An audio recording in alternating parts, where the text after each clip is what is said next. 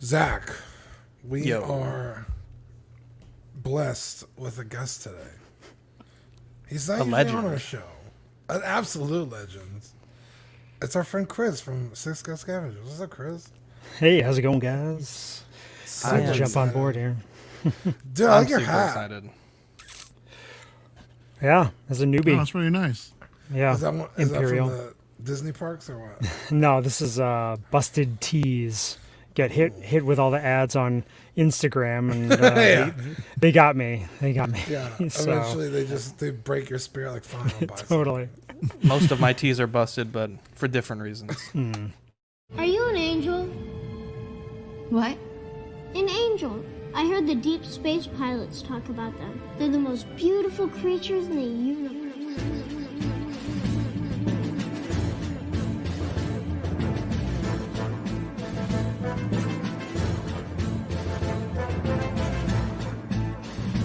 Hello there. We are tonight's entertainment. We would be honored if you would join us. He's got a billion toys.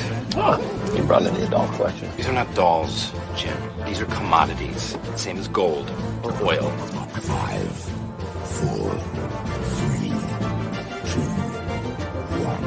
1, 0. You are now listening to the Collecting Weekly podcast. This is the true form of floor gang right here. Very nice. YouTube.com/collectingweekly. Thank you very much. That's very cool. Big. Hey guys, my name is Zach. I'm Dean. I'm Mario. I'm Jonathan.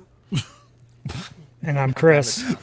Welcome to this week's episode of Collecting Weekly. It's a weekly podcast where my friends and I talk about the things that matter the most to us this week in collecting. That's right. We want to thank our friends over at Water Scrapyard, 16 Corner, and Manscaped for sponsoring this week's episode of Collecting Weekly. We have a great show planned for you tonight. Lots of great discussions, 2 new hot toys, and more. Let's catch up on the chat. We have Toy Mafia, Rainer, Brian Fontaine, Nicholas Cole, Equan, Vintage Viewport, King, Ding, Scott Bradley, Rainer. We also have our first super chat, Alvin J. What's up, everyone? Sean Usby, Danny Lee. We also have another super chat from Mark Pearson. Finally, CW in the money. Brian Fontaine pitching in as well. What Sweet an angel. What a He bunch called of us angels. angels. He's the angel. Yeah, what a bunch of angels. Thank you guys for tuning in live. We have an amazing show, Dean. Before we get into the figure news and these great discussions, let's kick it off with the world's favorite podcast segment. Yeah, you guys ready? Yes. It's new this week. Yeah. What'd you get to this week? So I had a pretty good week. I picked it up from Rainer, which is funny because he bought it and then he was like, I don't really want it. You want to buy it? I was like, yes, absolutely. It is the Playarts Kai Mass Effect 3 Female Shepherd. This thing is super hard to get. There's one on eBay right now. The asking price is $700. Jesus. I've seen her go as high as like 5. I've never seen 7. He ended up snaking a bid. It was like under $300. So I haven't taken it out yet. It's been opened, but it's never been removed from the clamshell. And I'm a little scared to remove it, but I mean, I love Mass Effect almost as much as I love Star Wars, which is saying a lot. I have pretty much every Mass Effect figure that's been released except now 1. So I didn't know I'm that. super stoked to add this. I didn't know Mass Effect was so big that figure would warrant a freaking $700 price tag in the. Dude, Mass Effect is huge. So that's insane. Back when BioWare made Knights of the Old Republic, Yeah. and it saw a bunch of success of how they made the game, they were like, we want to make our own like Star Wars universe where we don't have to give George Lucas all our money. So they created Mass Effect, and it's, in fact, last month they just came out with the remastered trilogy for the new consoles, and it's flipping fantastic. So Mass Effect, oh my god, Oh my! Taking a Value page. drop. This isn't Monday night, guys. Come on. Hey, You do better than watch that. yourself. Yeah, Increase the box and everything. yeah. So anyway, Mass Effect is definitely on the up right now. So I was shocked at the price he paid, and then he cut me an even better deal. So I'm super stoked. Shout out Rainer. When did that? When did that one come out? God, dude, 2000. Well, if it was Mass Effect 3, probably, God, 10, 20. Oh, wow. Quite a while ago, huh? Ibiza says, I've never seen so many social degenerates in one place. Alvin says, what company Wow. made the Mass Oh, Effect? 2012. It's Mass Effect figure. It's by PlayArts Kai, right? Yes, PlayArts Kai. Wow, looking good. And you're going to keep them nice and sealed in the box, right? Again, it's been opened already, as you can Oh, see. has it? Okay. Yeah. But the clamshell, it's like also one of taking those. a tumble. Yeah, it's one of those really delicate plastics where, like, once you take it out, it like splits in half. So I'm kind of worried about taking it out, but I mean, Looks good like that. I don't think you need to take it out. I could probably make my money back and then some eventually if I ever decided to sell it, even if it was loose. Because I've seen loose ones sell like $300. So Wow. I'm not the kind of guy that sells things in my collection, especially Mass Effect. So I probably won't have to worry about that. Oh my gosh. What about you, Mario? Oh man. First of all, yeah. So I want a poster, guys, and it showed up today. Or a poster. I'm sorry, an art print. This is insane. I mean, wow. Chris mentioned earlier in our chat that he thought. Okay, quick shout out to Andrew. Yeah. Yeah, he says, still at work, wanted to drop by and support. It's great to see my man Letty, Scavengers for Life. What a guy. Wow. Bro, thank you, Andrew. thanks, Thank you so man. much. Sweet Man. Thank you angel. everyone else Awesome, too for Appreciate that. super chats. Hashtag Fundiolito. Yeah, so one day I get an email saying that, hey, you won this art print giveaway. I'm like, yeah, right, okay, whatever. I thought it was spam, right? It looked like Sideshow, but I checked it out and I went to go look at their contest page and I was like, oh shit, I won. But I'll believe it when I see it. And the other night I got an email talking about, hey, you got a package coming in tomorrow, and I had no idea what it was. I thought it was something else that I was getting. A Kylo Ren that was charged today. I thought I was getting it early for some reason. So then I go look at the weight, and I'm like, it's only like 1.5 pounds. I'm like, what the hell did they send me? So it just turns out just this Ahsoka art print, and I'm like, yeah. So this is my first art print, and I need to look into getting this thing framed. I'm looking forward to it, man. So How much is this print if you were to just go buy it? I think it's $100, Chris. Yeah. Yeah, the prints are pretty pricey. Wow. Yeah. Mario. Yeah, it was definitely that's a pretty awesome win there, man. Because I've got mine. I'm making payments on it, so I haven't gotten it yet. But yeah. Yeah, you had said payments. I was like, God damn, how much is this art print? Well, I got it framed from Sideshow. Oh, cool. So How much actually do they charge to frame it, Chris? It's like $275. Oh my god! Damn, are they framing it in gold? My goodness. Gold leaf. Mario, this did they which contest was this for? Was this for the May the 5th contest that they did, or is this? I think it was just a random contest. I really don't remember. It was a while ago. It might have been May the 5th. I really don't remember. Or May the 4th, yeah. Man, that's freaking dope. So did they share your name to the world and your location, or is this just a screenshot This from is the email? it. This is what's on their page right now. If you go back and look at the previous contest winners, this is what you'll see. Wow! So, Congratulations, dude. Yeah, That's... Thank you. Dude, I don't sue them for doxing you and buy a few more prints. I know, right? Right. But, get the frame at least. Seriously, but no, it's great. I'm looking forward to getting this thing framed. John, did you Hopefully get anything not this for week? another $200. No, the well's dry over here. Nothing this week. Chris? Okay, bear with me. I got some stuff. Hell yeah. I have it's show and tell in the Letty warehouse. Let me go through everything. All right. So just the other week, I picked up. I think it's Jonathan Tyler Christopher action figure variant cover of the War of the Bounty Hunters, and it's got Boba Fett with his black armor. So that's pretty cool. I didn't even know this was coming out. My local comic shop just put it in my pull list, and I said thank you. Nice. What a guy. I know. I got Retro Collection Mando. Found this one on the pegs. Surprisingly, it was the only one on the peg. I don't know how it survived, but yeah. So that's pretty cool. I'll probably be opening this one, but love that.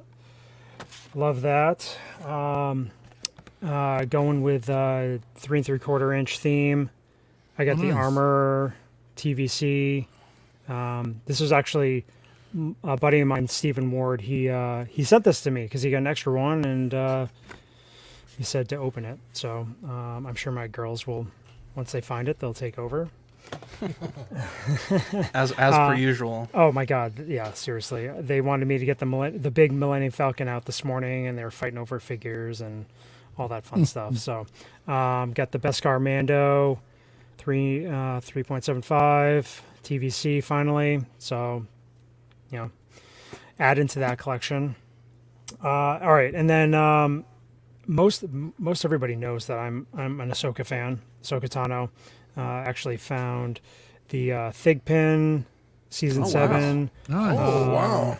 Wow. Actually on the shelf at Target this week.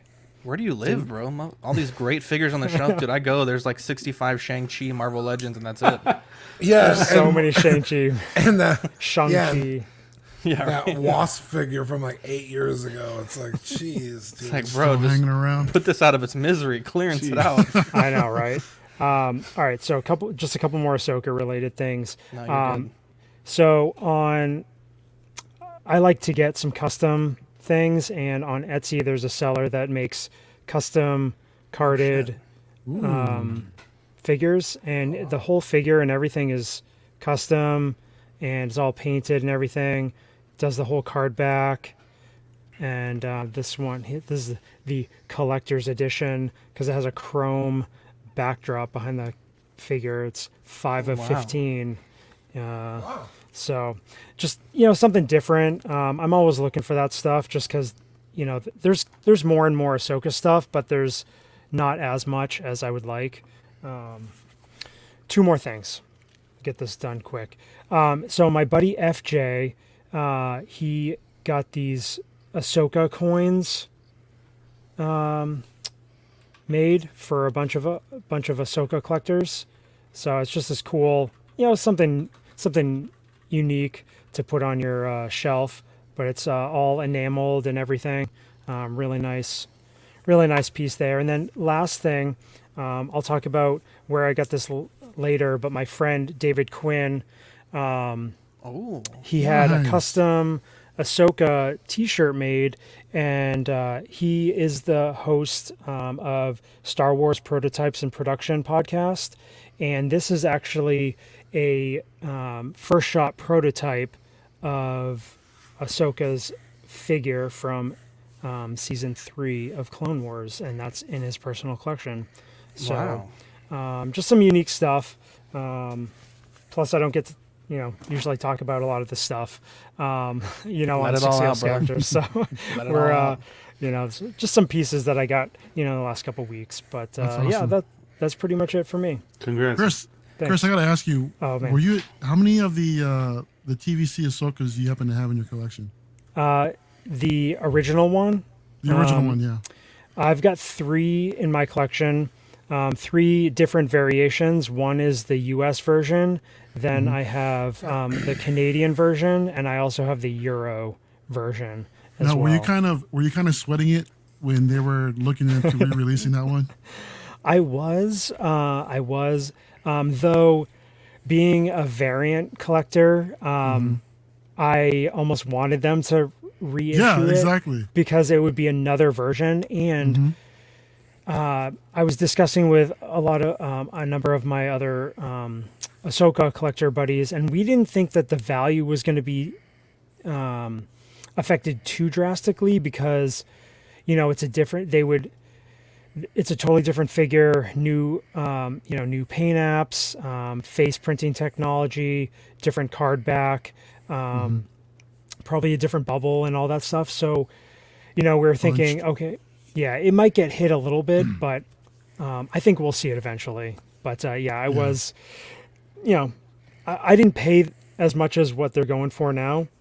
I got, pretty decent deal considering on all 3 of them. But it's it's so it's crazy. insane. It's so insane what that figure is going for now. I know our buddy Jared Mayfex Mando, he sold his about a month ago, and I think it sold for like just about $700 on eBay. So Easy. And that's Easy. that's a modern figure, God damn. within the past 10 years. That's insane. Might as well be a Alvin- Mass Effect figure. Yeah, Alvin says, cool pickups, guys. Eddie Maestro says, Letty the Don over here. We got Dorklair in the chat. They're actually doing an episode of Small Talk. I think it's next Thursday. Next Thursday. Danny Lee says, I want Letty to show up every week to show off his new this week. Maestro says, hashtag give me more Letty. And Caesar says, I agree. Letty, if you ever, the chair's always open, my guy. If you want to come and chit chat with us, by all means. Dude, he does switch this over to week. Team He's like, Yellow. see you later, guys. It's like deuces. I had a great week. So it was my birthday last week, and tons of listeners pitched in, gave me some gift cards to our buddies over at Stevens Collectibles, and so I picked up this first four figures PVC Amaterasu from Okami. We did an unboxing. I think it was last Saturday, John. Yep. On the YouTube channel. Yep. It was like a quick 15-minute thing, but I honestly couldn't wait to open that. Like on Monday, I had to get into it. And then Victoria for my birthday got me the Nendoroid Bumblebee. So I've been kind of eyeing this at another local shop. And dude, honestly, this thing is dope. Comes with the battle mask, comes with the cannon arm and the sword arm. And I do like it quite a bit. While we were at Stevens Collectibles, he had mentioned that one of our Patreonies, Mike, had canceled his Crown Series Gandalf. And they were going to basically make a post on Instagram and the groups to see if they can fulfill that order. And I was like, yo, stop what you're doing. And I looked at Victoria, said, my wife, my queen, my liege, please. And so she was nice enough to pre-order this for me as like my like full birthday gift. And it's kind of interesting because that figure was supposed to come out last winter, and it's been kind of pushed back. Some people have gotten it already. Other people are still waiting. I think right now the word is this is coming out as early as June and as late as winter of this year for Sideshow. So I'm really looking forward to this. I'm a big fan of Gandalf. Love the films. I've read The Hobbit. I don't want to say I've read Lord of the Rings. That fucking book is huge. But I'm glad to be able to have secured this because I mean when Steven opened up pre-orders, I mean pretty much sold out immediately. So I'm pretty excited for this. I know it's a figure that needs some futzing, but Steven Percha in the Patreon chat is more than willing to help me out. Alvin says more cool pickups. Alvin's out there making it rain in the super chat, so thank you for that. Thank you, Alvin. Pemrica's Thank you so much. in the chat. Mark says while you're getting the Gray Pilgrim. Danny says he got his from Sideshow. Scott Bradley says very cool. So definitely a great couple of pickups. But let's get into the news, starting with Hot Toys Black Widow Snowsuit 250 releasing July to September 2022. I think the outfit looks great. I like the accessories. The price point, $250, isn't terrible. The release date is kind of interesting, being July to September 2022. And the reason I say that is because Taskmaster is April to June 2022. So it almost seems like you would want Black Widow to be the first figure in that line to come out rather than Taskmaster. I think my only complaint with this is the head sculpt. I just think it just kind of looks bored in these action photos, and I don't really think it's that great of a portrait. What do you think, Dean? Yeah, I think the only reason why I wouldn't really need this before Taskmaster is she never really wears white, and there's tons of Black Widows before that are already out that you could pose with Taskmaster in black. I guess I have to wait and see the movie to see how important this suit even is to say one way or the other. But I mean, I think it looks cool.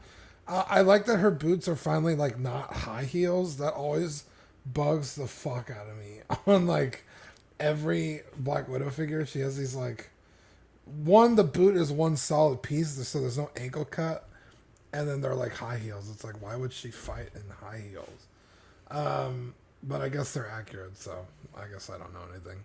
But I think it looks great. I don't know what you're talking about with the portrait, but I kind of want to get it, but I don't really need another Black Widow, so. Yeah, there's been so many Black Widows that dropped in. I agree with Zach. The portrait, there's something off about this. To me, I just think I think her head is like a tad too big, but mainly a little bit wide. I don't remember ScarJo's face looking extremely wide like the way that it does, at least to me. The sculpted hair looks all right, but I mean, it's gonna definitely limit the articulation as far as the head is concerned. I know a lot of collectors didn't like the fact that this figure usually has rooted hair. I think it worked a lot better for the end game piece just because her hair was all tied back because she's got the braid. But when it's all down like this, not so much just because of that lack of articulation in the head.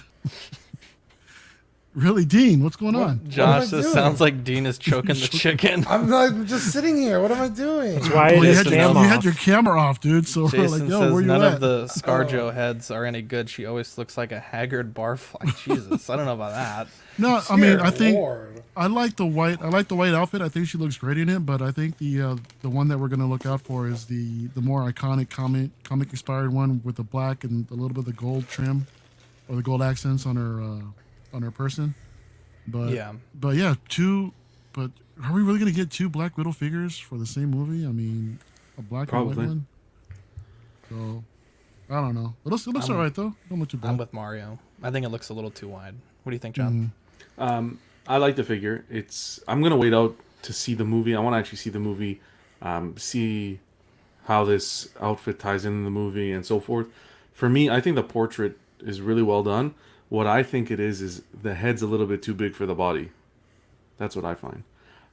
Love the sculpted hair, as opposed to the other figures that have come out. Yeah, Rooted, where you got to brush the bloody hair.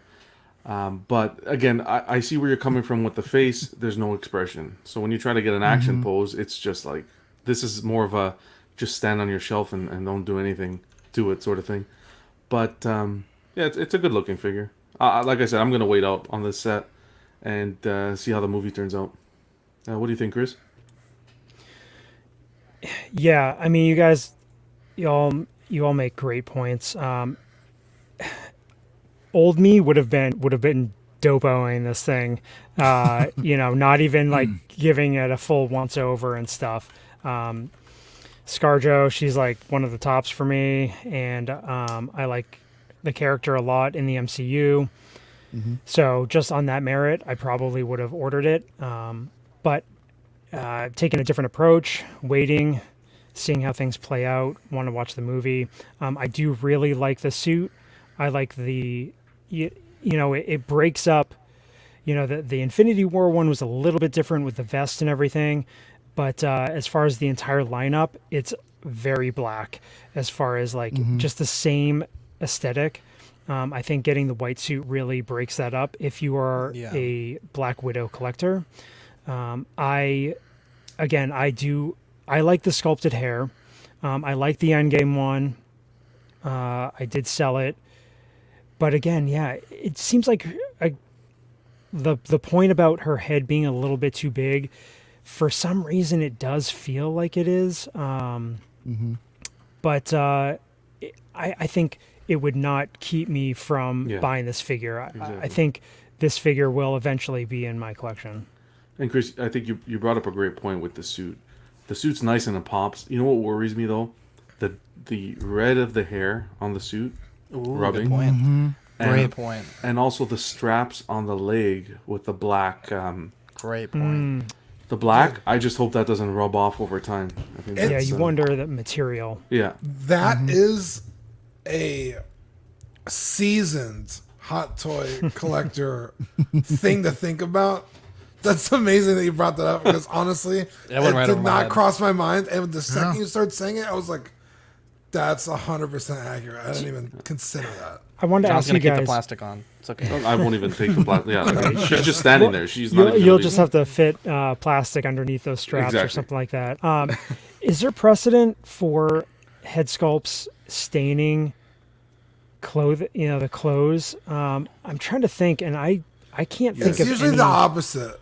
Yeah. So, like for example, the Star Wars Obi-Wan, the cloak. There's some instances where if you put it over his head, it was actually staining the forehead. And the hands, too. And the hands, yeah.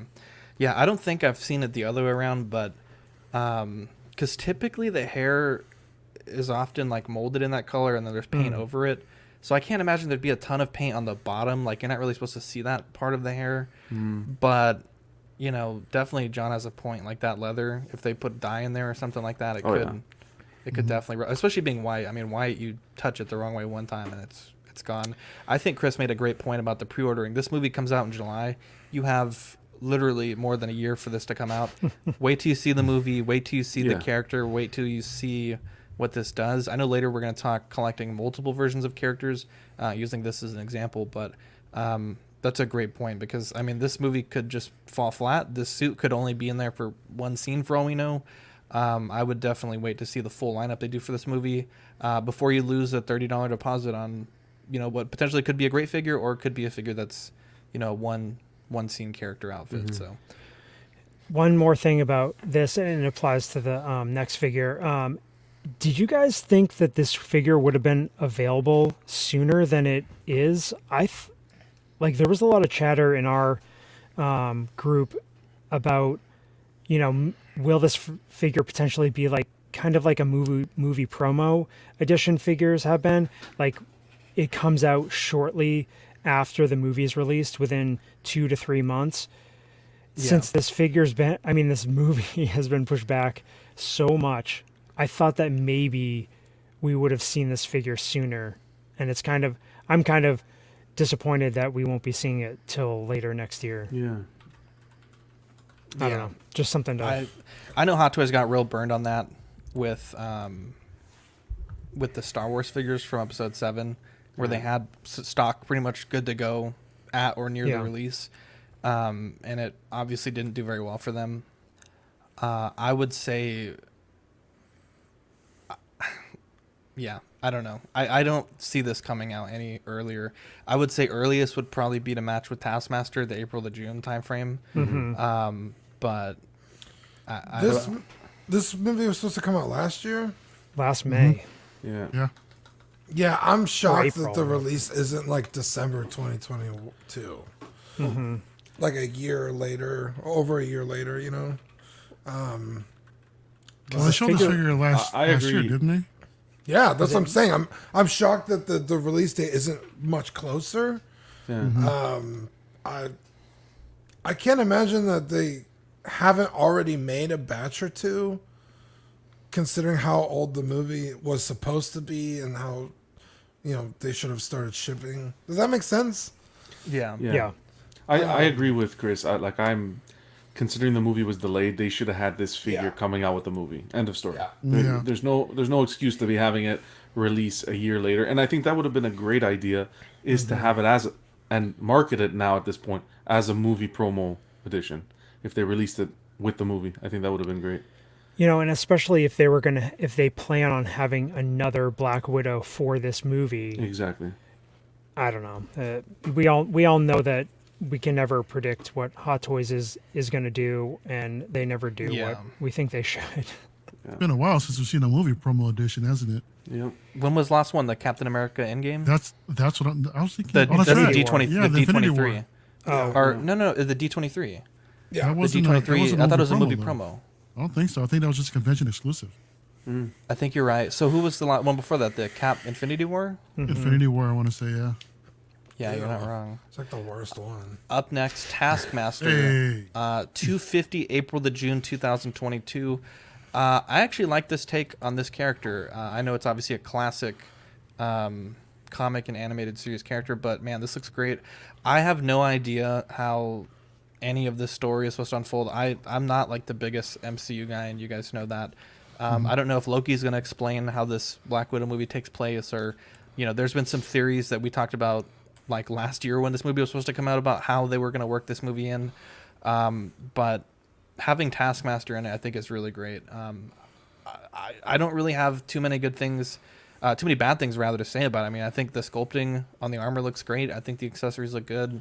I think it's a little bare bones. You get the shield, the bow, the sword, and some hands. But, again, we haven't seen the movie, so I don't really know if there's critical stuff missing. Typically when they have some stuff they're going to add later, they'll do like a question blurred out thing at the bottom. So it appears that this is probably always going to come with, but I don't mind it. I like the colors. I think, like Chris said, having a white Black Widow on the shelf adds a bit of color pop to the collection. I think having this orange, blue, and sort of gray armor, I think it looks good. What do you think, Dean? Yeah, I think it looks cool. Fernando said in the chat, and I've seen this a bunch, people, theorizing that they think that Taskmaster is going to be a woman in the movie, which, wow. Either way, I don't care. But that's going to be a big ass woman, dude. Because if you compare the figures, the Taskmaster to the Black Widow, she's way smaller, like proportionally, Yeah. So I guess maybe that won't translate in terms of toy, if that's the way it is in the movie. But this looks like a beefy figure. I mean, it looks like it's going to be really cool.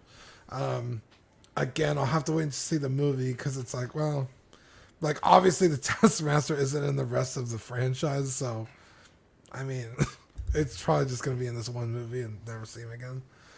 Which is why I didn't buy like Mysterio. I was like, well, like I guess, but I don't know. It looks cool. Yeah, no, I agree. It's a cool looking piece. I mean, I know next to nothing about this character other than the fact that he can learn other people's moves like really, really fast and just mimic them right away. I guess hence the shield and the bow, right? And I guess he's also doing the Black Panther thing with the claws. Yeah. I'm looking forward to really seeing this guy in the movies. I mean, he looks really cool. Someone mentioned before that the mask kind of reminded them of Crisis, one of the characters that was in the Crisis games. Yeah. And I totally see that. I totally see that now. That's as soon as crazy. I think it was Optical 20 that mentioned it, and after he mentioned it, I can't unsee that. But overall, it's a great looking figure, man. I mean, it's gonna be, like I said, I'm fairly interested to see how it's gonna play out in the MCU. What are you, John? What do you think? Yeah, so I think it looks great. Like just a little bit of backstory about the character. From what I read, his kind of ability, he possesses photographic reflexes that allow him to mimic any fighting style at the cost of his long and short-term memory. So reading that, I think it ties back to what the kind of shield, Captain America's shield. You got Hawkeye's bow and arrow. You got Black Panther's claws. I think that's gonna be how it kind of ties in, and based on that logic, I think it looks great. I'm more of a fan of the comic style. So, like I said, for this pair, I'm gonna wait to see how the movie turns out, how the character is depicted in the movie, and then I'll decide on whether or not to pull the trigger. Like Zach said, we got plenty of time, so I'm not gonna rush to pre-order this one. But it's a great looking figure. What do you think, Chris? Yeah, I agree. I love the aesthetic of this figure, this character. As soon as we got the teaser trailer, I don't know, it was like Super Bowl last year, and saw this saw this character in live action. I was pretty excited. I knew about Taskmaster in the comics. He's a mutant, and so that's interesting. I don't think this version in the MCU will be a mutant, but we never know.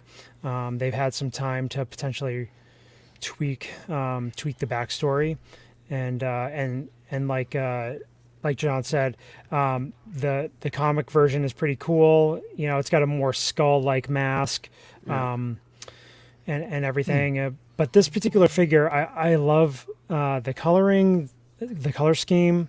The hood, I think everything looks great. I think it will be a great addition to, a Marvel lineup. And we just need more villains, and that's what I like seeing is getting villains to fill out a lineup.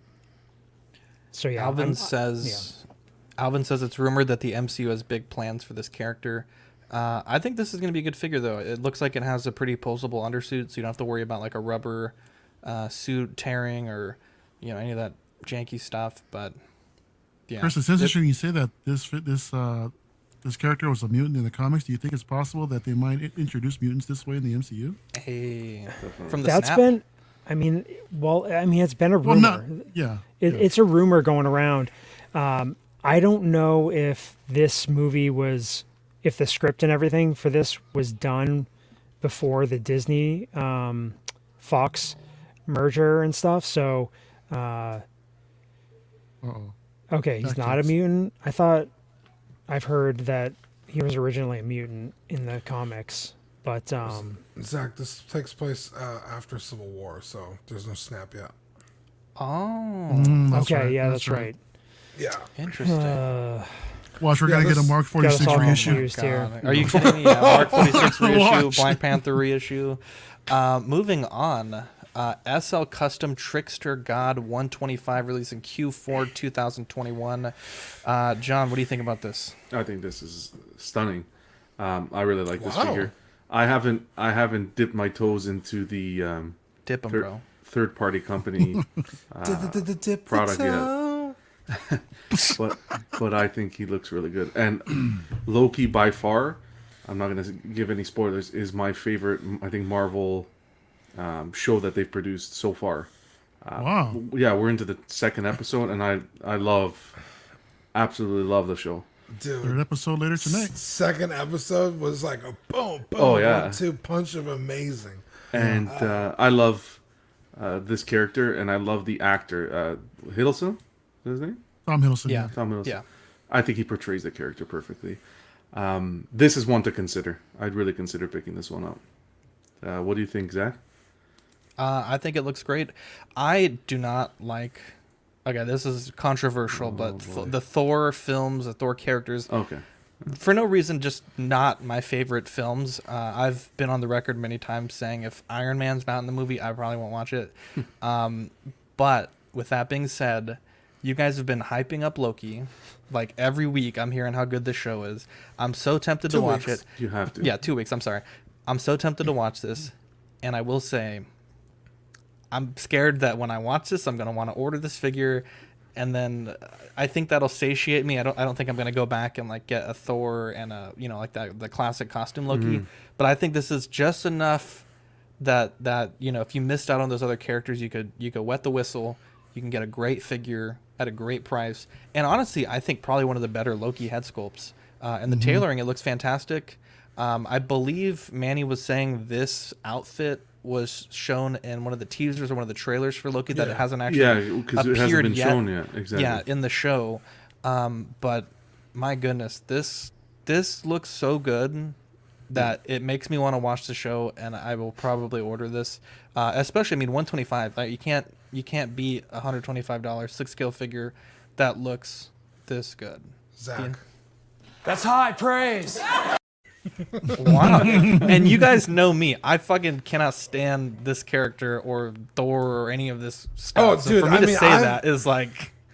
I loved Loki the second he got on the screen. I was like, dude, and I think it's 100% testament to Tom Hiddleston. Just amazing. I love like how fucking sneaky he is, like how fucking smart he thinks he is, but he's like really not. Everyone's like, come on, dude. Yeah, the show is phenomenal. This looks cool. I have Thor 2 Loki with the cape, scepter, and helmet from the first Loki. So like I'm done with Loki's. Like I don't need any other version. That being said, this looks cool. It's different enough. Like if I had Thor 1 and Thor 2 Loki on the shelves, they look basically the same. If you had Thor 2 and then you had Thor Ragnarok, they're kind of different, but basically the same thing. But if you had this Loki on the shelf, he's like in a suit and like a fucking, I don't know what he's running for, mayor or something. Like it's different enough that it would pop apart from your other Loki figure. So I think it's cool. I think if you need a Loki and you don't want to pay stupid prices for the aftermarket Lokis or wait for the reissue of the Avengers 1 Loki, this will work. I think it's cool. I don't know. I heard the Avengers reissue is right around the corner, Dean. Is it? So I thought it was still like a year out. No, I'm hearing it might be dropping pretty soon. Look, this is for a third party. This is looking fantastic, man. And for the price, what you said earlier, what you said was 125, 150 bucks. Was it really 125 Q4 2021. So is that with the full body, or is this just a kit? Let me double check while you're giving your take. But no, I think it looks great. The tailoring looks on point. The head sculpt looks great, but with the grin like that, I mean, I remember a lot of people don't like these smiling type of head sculpts, but it works for Loki because that's the kind of character that he is, right? I mean, and with the small little horns kind of throw me off a little bit, but it's also amazing how quick of a turnaround how these third party companies can take a a picture from a trailer and just bring it to full figure form so quickly, right? It wasn't that long ago where we got that promotional trailer. It's a full figure, by the way. Well, they have to because of Hot Toys in the competition, right? Because you know Hot Toys will eventually do. I think they'll do a figure like this. Yeah, but I mean, knowing Hot Toys, you're not going to see something like this drop 4 years. Like Oh, geez, exactly. Of course, exactly. I mean, all the third-party companies were doing. What was it? Cable was one of the first ones that they did. There's a bunch of variants, and they just dropped theirs. Like, what was it, last year? Great point. After a couple years later, so it's going to be a while before I think they do it. So, but yeah, it looks great. I'm excited to see how the final piece really comes out. But Chris, what do you think about this piece? Yeah, I was just gonna mention Danny's point. Obviously, this is the prototype. We would hope that the final product would look, as good as this one does. And again, like going back, I love the Thor characters. I love Loki. I have ever since I saw the first Thor movie, and what Loki's doing and what the writing and everything is doing in the series. I am so into it. I'm almost annoyed that there's only 6 episodes for the season. And What? Yeah, Is there really? Yeah, there's only 6. What they're like I'm gonna riot. Yeah, I mean they've got some length to them. So They're like an hour. Sorry. So, hey. But I love this. I love Loki, and he's one of my favorite characters in all the MCU. Tom Hiddleston is Loki, and I think giving collectors an option like this, I think it's great. I'm not really into third party stuff, but when Hot Toys just takes forever to do stuff, that's where these companies can come in and fill a need and take a bit of the market share. So I do like this figure. Not one that I'd get, but again, just a cool, different look for a Marvel shelf. Yeah, they almost have to be quick if Hot Toys is going to jump the gun on it. I mean, they have to get these out within the year. Otherwise, they risk getting, Hot Toys doing a Q1, Q2 release on them and people holding off. Mark Pearson says, people love Loki, but when I'm being sneaky smartass, I get called a dick. Dylan says, dip the toes. Andrew's surprised that we're still on. Andrew, we're going to be on for a while tonight. Pembroke says the super chats are real. Yeah, shout out to Alvin keeping the super chats going. Danny Lee says if the sculpt looks amazing, if it ends up looking like that for the final production. I've been duped by Asmus a few times. Elgin says it looks good to me. Manny says can't wait for it. Figure Police, Letty likes a third party. Let's hit him with...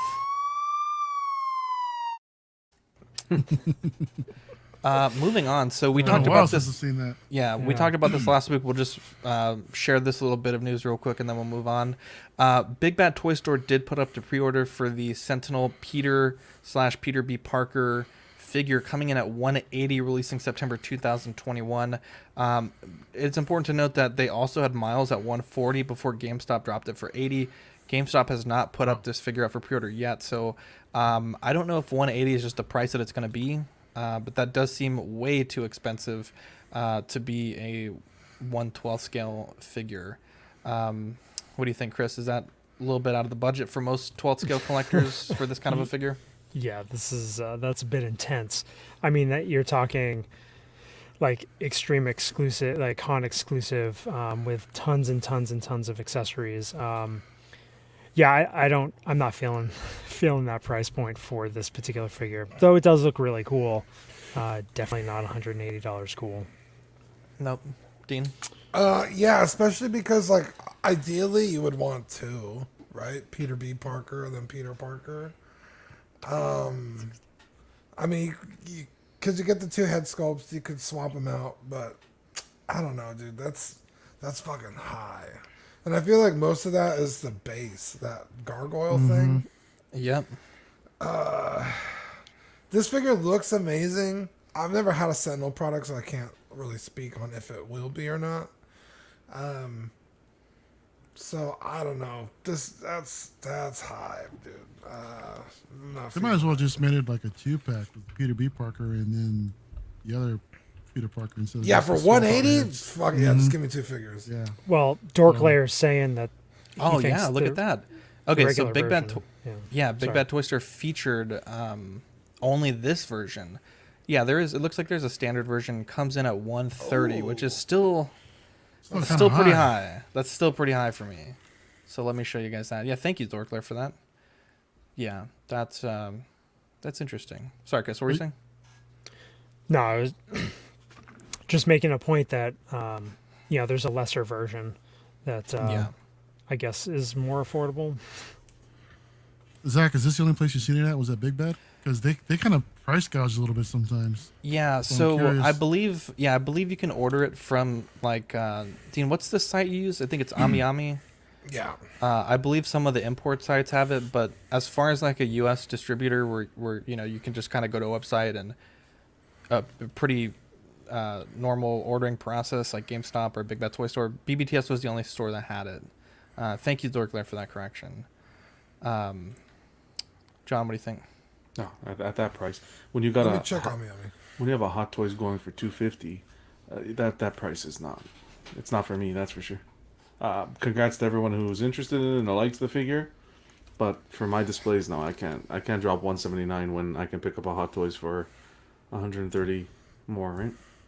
You could pose this one though. Just kidding. Wow. Do you see this? Iconic Chris, do you see this? How it goes here? Brutal. Yes. John, save your money, get a statue, dude. On AmiAmi, the one with the base is 134. That's US dollars plus shipping. 14,800 yen. No shipping yet, but 134. So that gives you an idea of what BBTS is charging on top of that. Yeah. So yeah, about $100 for the regular one. Yeah. I don't see it on their site, but Okay. Dorkler says Bluefin confirmed this is getting a full U.S. distribution. He thinks it will be under $100. Some places, possibly GameStop. Icon IQ Studios put up the pre-order teaser for their American Psycho Patrick Bateman. The pre-order opens June 26, 2021. I talked to Andrew from Keyboard Warriors, and he said that they were going to give us some exclusive photos to show of the figure. I still got to work out the details of that because we can't show them before the 26th, and if we show them after, I'm not sure if we're going to be too late. So we may have to do a little bit of like a special sort of show to show these off. But I thought that was really cool that they reached out to us to give us the exclusive on some of those photos. So no word on the pricing just yet, but I thought that was real nice of Andrew. They always check in on us and see how we're doing, and I think this is shaping up to be a really nice release from a new company. We've talked about a few of their stuff in the past, the Muhammad Ali bust, but yeah, big shout out to Keyboard Warriors for keeping us in mind with that. Dean, this was something you were real excited for. I'll let you lead it in. It's the Dexter eat it in the flashback Dexter Morgan. Why did you say it like that? Why did you say that one? A Freudian slip. 270 Q4 2021. Yeah, Dexter, everyone's favorite serial killer. The show comes back this fall, so this is a super welcome figure because we haven't gotten. I don't think there's been a real Dexter figure released except for a third-party one, which I think was called Dark Passenger, which is like what his like alter ego is called in the show. Not like a superhero like the Dark Path, but it's like that's what he refers to it as, his need to kill. But it's basically two entire figures. You get two whole different outfits, shirt, pants, shoes, for each character or each version, and then his gloved hands, his apron, and his knives or his killing set, his briefcase, his blood slides, which is fucking cool as shit. Wow. Yeah. Did you watch the show at all, Zach? Absolutely not. Oh my god, dude! The first like 3 seasons pretty good, and after that it's complete garbo. I've heard it's a great show. The first season is so good. It's like unbelievable television. Like, it's so good that should have been the final season. Like, it's. You want to talk about the last episode? Dude, the last episode is so. Oh, dude. That's why I'm glad it's coming back, because, like, it ended and everybody was like, what was that? Like, what is any of this? So yeah, this fall, this figure comes in just in time. I'm gonna pre-order. I'm waiting to see who else puts it up for pre-order, because was it Kit 16 Kit had it up for $270, which seems that's what Big Bad Toy Store put it up as also. Oh, did they? Well, and I think it was actually $279.99 with the $28 deposit. Okay, so it's supposed to be $100. Yeah, BBTS likes to tag on a Wait, bunch. what? $100? It's a joke. Like, they charge too much to sell shit. That's why they give you $4 shipping. Zach's just like. Do I have I tried to. Okay. Moving on. You ruin everything, bro. Dude, I fucking hate Dean sometimes. Mario, did you watch the show? Are you gonna get this? Nope, I've never seen it. I know nothing about this figure, dude. I mean, it's been on forever, man, but I've never made a chance to check it out. But you're getting 2 figures, right? So it's a double pack? 2 heads, 2 outfits. You just need to get an figures. extra body. They don't give you for $280. They don't give you an extra body. That's what I'm saying. Like, no, hell, no. But I mean, dude, bodies are what, $15 well, online? Hot Toys did the same thing. Well, even still, even if it's only $15 online, for $280, throw in the freaking extra body, man. That's what I do. I agree with you. I'm just saying, so, like, that's what it is. Yeah. But 2 head sculpts, 2 complete outfits. If you watch Dexter, you'd be excited. Hey, I watched all of Dexter, and does nothing for you, Chris. I'm not kidding. He's not excited. My wife and I, we watched all of Dexter. I think it was a great show overall, but it's not one of those things where I feel like I need a representation in my collection for. But again, it's cool that they have a licensed product, in Figure Out, and you've got 2 of his most iconic style, looks in the show. But yeah, I think it's a cool option. So I would have liked a lab coat. Other than that, I think it's perfect. The sculpt on the right reminds me of Bill Hader. They can make a Barry. They can make a Barry. Like a Barry figure, exactly. Yeah. I would have loved to see that more than Dexter, but that's just me. Anyway. That's it. That's expensive. It's expensive. But Dean, you're right. You could get like a generic muscle body, $30 tops, and then that kind of brings it to like $150 a figure. As a fan of the show, though, is that something you would do? Like, you would display both the 100%. Dark Passenger and Dexter? Okay. I will tell you this, because I'd like to have more than 1 figure from anything I collect, right? Yeah. So, 1, there's no other character from the show that you could go buy. And 2, there's really not another character I would even want to custom make a figure for. Like, his sister's cool, but she's actually super fucking annoying. So, like, I don't know if I'd want to have her on the shelf. So I would just get a second body and then have like almost like a kind of mirrored display of like Dexter and then his fucking alter like side, and then maybe have like a DVD case between them or something, a blood slide between them, that would be cool. Ooh, a real blood like a yeah. Can I get some of your blood? Yeah. Hell yeah, dude. I have to charge you for it, but yeah.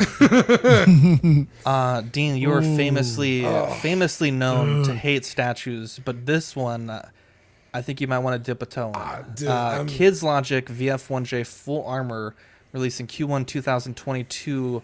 Now, there's 2 options that you gave me: $649 with a $97 deposit on Big Bad Toy Store, or you can buy it direct from Kids Logic for $600 plus a $300 deposit. Dean, this is I'll let you take the lead on this one. Yeah, so I mean, for $50 more, you're gonna save on shipping with BBTS. It might be worth it, and the deposit isn't fucking half. Although coming up with $650 when it comes out is like, ooh. Whereas if you order it from Kids Logic, it's gonna be $300 up front, but then when it comes time to pay it, it'll just be what, $3 something when it ships. So that's a little, I don't know. There's pros and cons to each one. That being said, this is fucking awesome. Now this armor that he wears, you really only see it in one episode, right, Mario? Yeah, it's only one. Yeah, but it's cool as shit because like the the Veritech in the Gearwalk mode that I wanted from Prime 1, it has all the super parts on it. That never happens in the show with his VF1J. It's only with the VF1S. But this is actually accurate. It's the VF1J, has the GBP armor on it. It's a really cool scene in the show because he's like not paying attention to what he's supposed to be doing. Yeah. And he gets fucking blindsided, and luckily he has all the armor on. And yeah, this is fucking cool. I think it would look really dope, like right here in the future when we do our streams and I'm in my new office. I'm probably gonna pre-order this in the next week or two. So Dean, don't sleep on this, man. You've missed what, the last one in the Gerwalk mode, and wasn't there another one that you wanted to that was in the Batroid? Was it the 1S from Prime 1? Well, yeah, they have both of those. They're $1,000 each, but they're small. They're real tiny, and that's the only reason I didn't buy them. For $1,000, they were too small. This is fucking cool. I know nothing about this character. The only thing I care about this little situation we have here is Dean jumping into statues. This is it. Monumental. And it's time. a really good price too. Remember this great date. price. Remember this time, because this isn't going to be his last one, and I'll guarantee it. Right, Mario? Whoa. Well, What's let's the over not, under? Let's come on. Yeah, let's Come not on. go too far, John. You're going to see. You know how it is. You start with one, yeah, it doesn't but we end. see. Sure. I mean, John, as much as that is my hope, we're talking about Dean here. I really don't think he's going to freaking stick around with the statue, unless, hey, what if they release a 1S Dean, like a fully Like a armored classic armor, a super 1S, or another Max and Miria version? Dude, if they stick to this price, because that's the only reason I didn't get the Gearwalk, is it was was it $1,600, $1,500? That's high. This is $650. I mean, that's still a lot of money, but like I could squirrel that away. You know, I think it's Q1 2022, so I have 6 months to put away $650. And Q1 is right after Christmas when I've gotten a bunch of money for gifts. So and your birthday too. Yeah, and my birthday. So like that's why I'm like, yeah, I'm probably just gonna pre-order this because. Dean, do us a favor. Why don't we do a live special when you actually pre-order, man? Because this is monumental. You pre-order your first statue. Oh, bro. yeah. It's either that or we get you on In-N-Outs to order this thing. I want to see the card information front and back. That sounds fun. That sounds really good. Oh yeah. Sean Usby says Dean walks to the beat of his own drum. If you know Dean, getting him to even consider a statue, you bring up statues and Dean throws a tantrum. He's just the word. Piece of garbage. Beetle. There's times we have statues on the show sheet and he's like, I refuse to be in the show where there's a single statue. When he brought this in to the show sheet, he dropped the pictures, he dropped the price, two different pricing. I've never seen him so motivated. It brought a little twinkle to my eye. It was beautiful. I know nothing about this next figure. I know nothing about this character, but goddamn, if this isn't the absolute greatest finesse hustle call this a figure of all time. My Hero Academia, Toru, I'm probably going to butcher this, Toru Hagakure. She may be invisible, but that doesn't mean she shouldn't have a place in your shelf. Just announced at the Funimation Summer 2021 season preview event, we're excited to reveal the world's first action figure of this character from My Hero Academia. Comes in at $18. Ooh. Right? And this might actually be, for those watching on the audio podcast, it's a pair of boots and a pair of hands and a clear stand, and that's it. And they are charging you, man, this is a hustle. This is like 10 cents worth of plastic, 20 cents worth of packaging materials. Brilliant. And they are charging you $18 for this. I can't wait to see the NECA Ultimates Translucent. It's just a fucking box. I can't wait to see the NECA Ultimates Invisible Man. Also just a box. This is hustling to a new level, and I'm here for it. What do you think, Chris, this Mario? kind of reminds me of the those customs out there with the 3 3/4 with the Oh force. yeah. Oh yeah. Yeah. It's just like an empty bubble and a card back. Yeah. And it's called the force. So ridiculous. That's amazing. Oh man, that's great. That's amazing. Yeah, this is something else. I when I saw it on the show sheet, I was like, "What the hell?" But I'm not surprised. It's more of a gimmick than anything, and hey, I gotta give it to him for even coming up with this whole thing. But yeah, I don't even know what My Hero Academia is. So My Hero Macadamia. I don't know about that. Yeah, Macadamia. White chocolate macadamia nut is my favorite cookie. There you go. We got Link the Jedi in the chat. John, what do you think about what's this? up, Link? I think this would be a fantastic Monday night unboxing. I mean, you couldn't ruin the pose, John. There's no way to do it. You don't have to worry about dropping it. There's or no do way. you? I mean, There's no way you can ruin the pose on this one.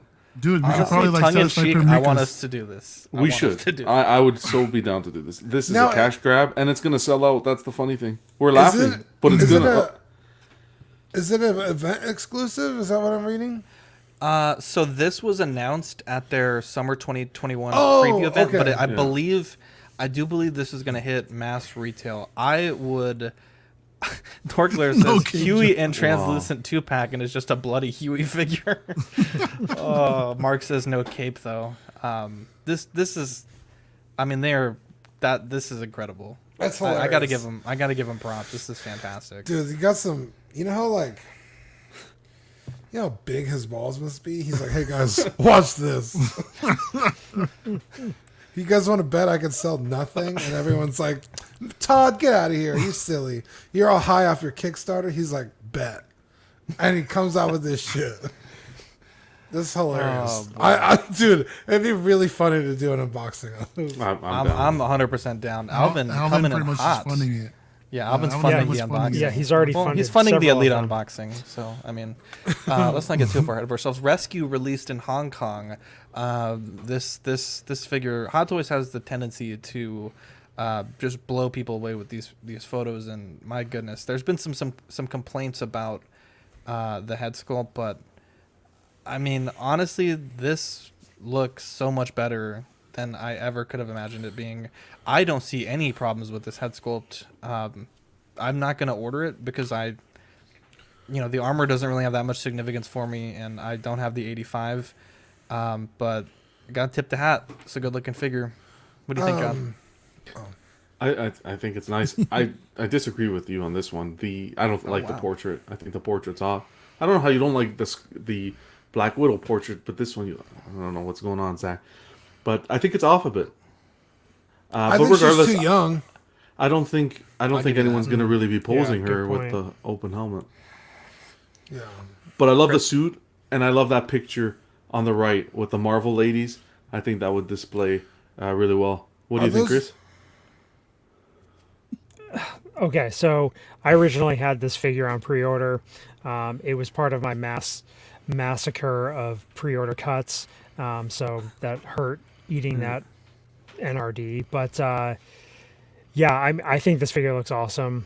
I love the aesthetic of the suit. I think, again, the blue and the silver really adds a different element to, a fairly monotonous Iron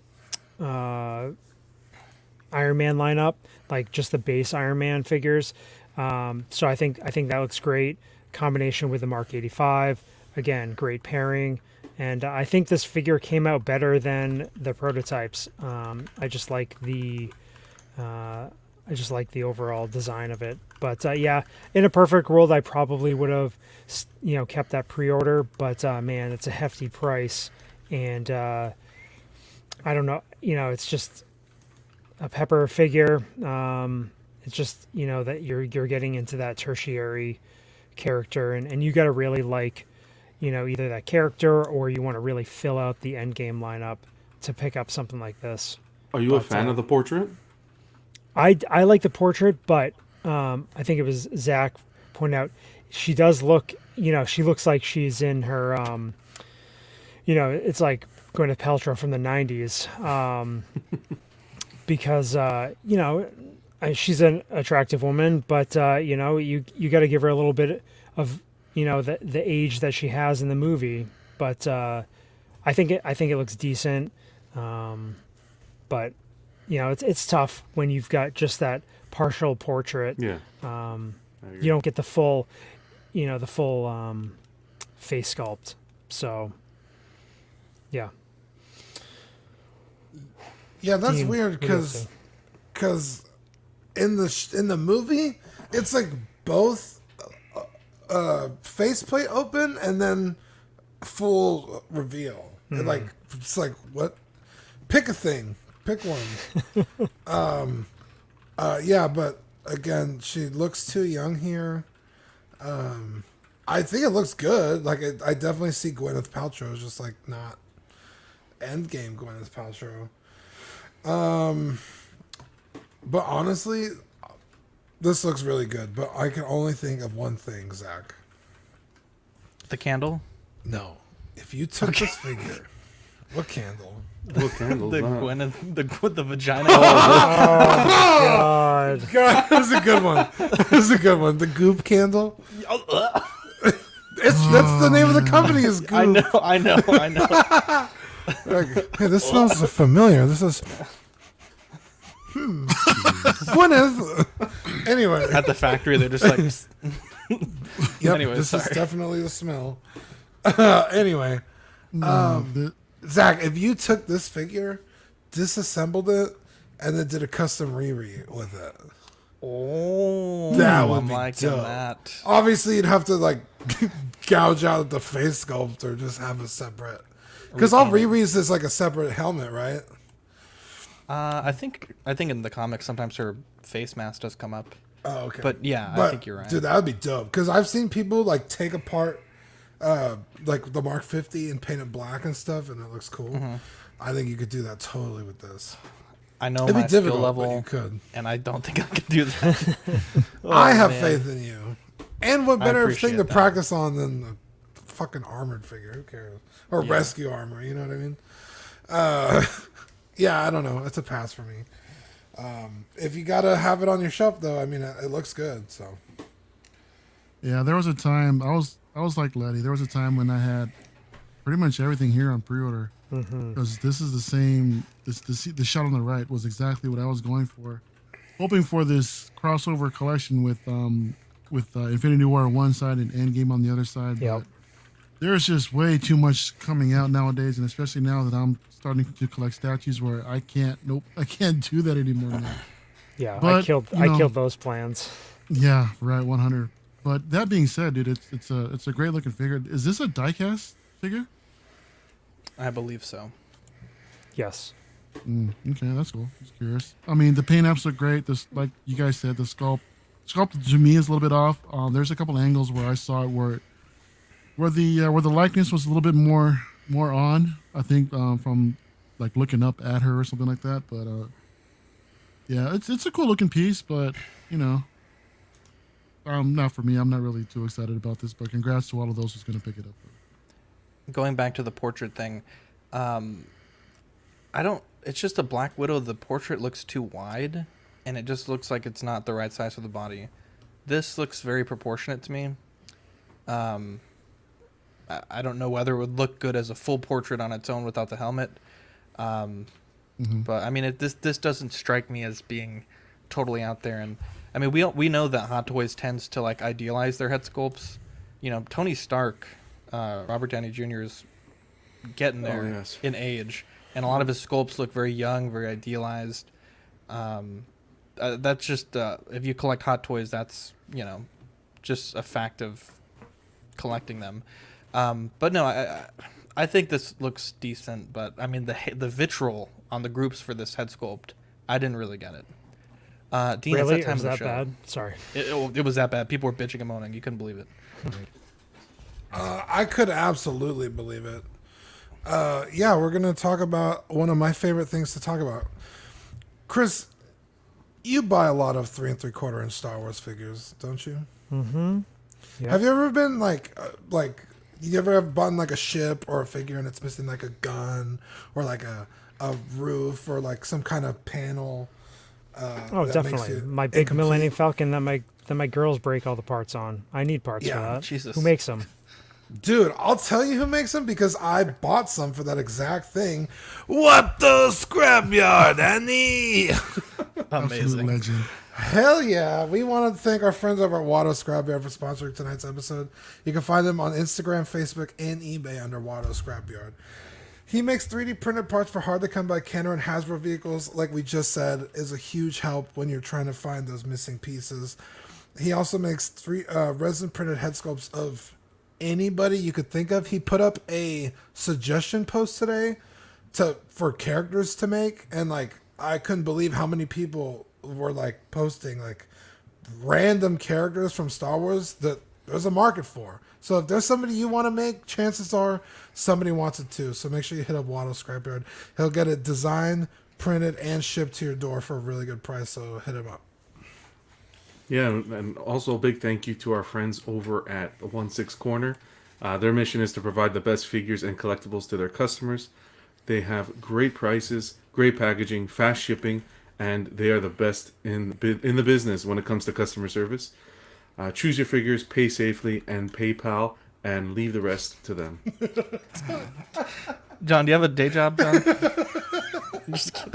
Pay safely and PayPal. Pay safely with PayPal. Sorry, pay Clip safely. that. Boys, Zach, you know what? You just keep going. Talk about your balls. Zach. Go talk about your balls. Your salty balls. Go. Oh man, I'm gonna put some gooch grease in John's next Patreon package.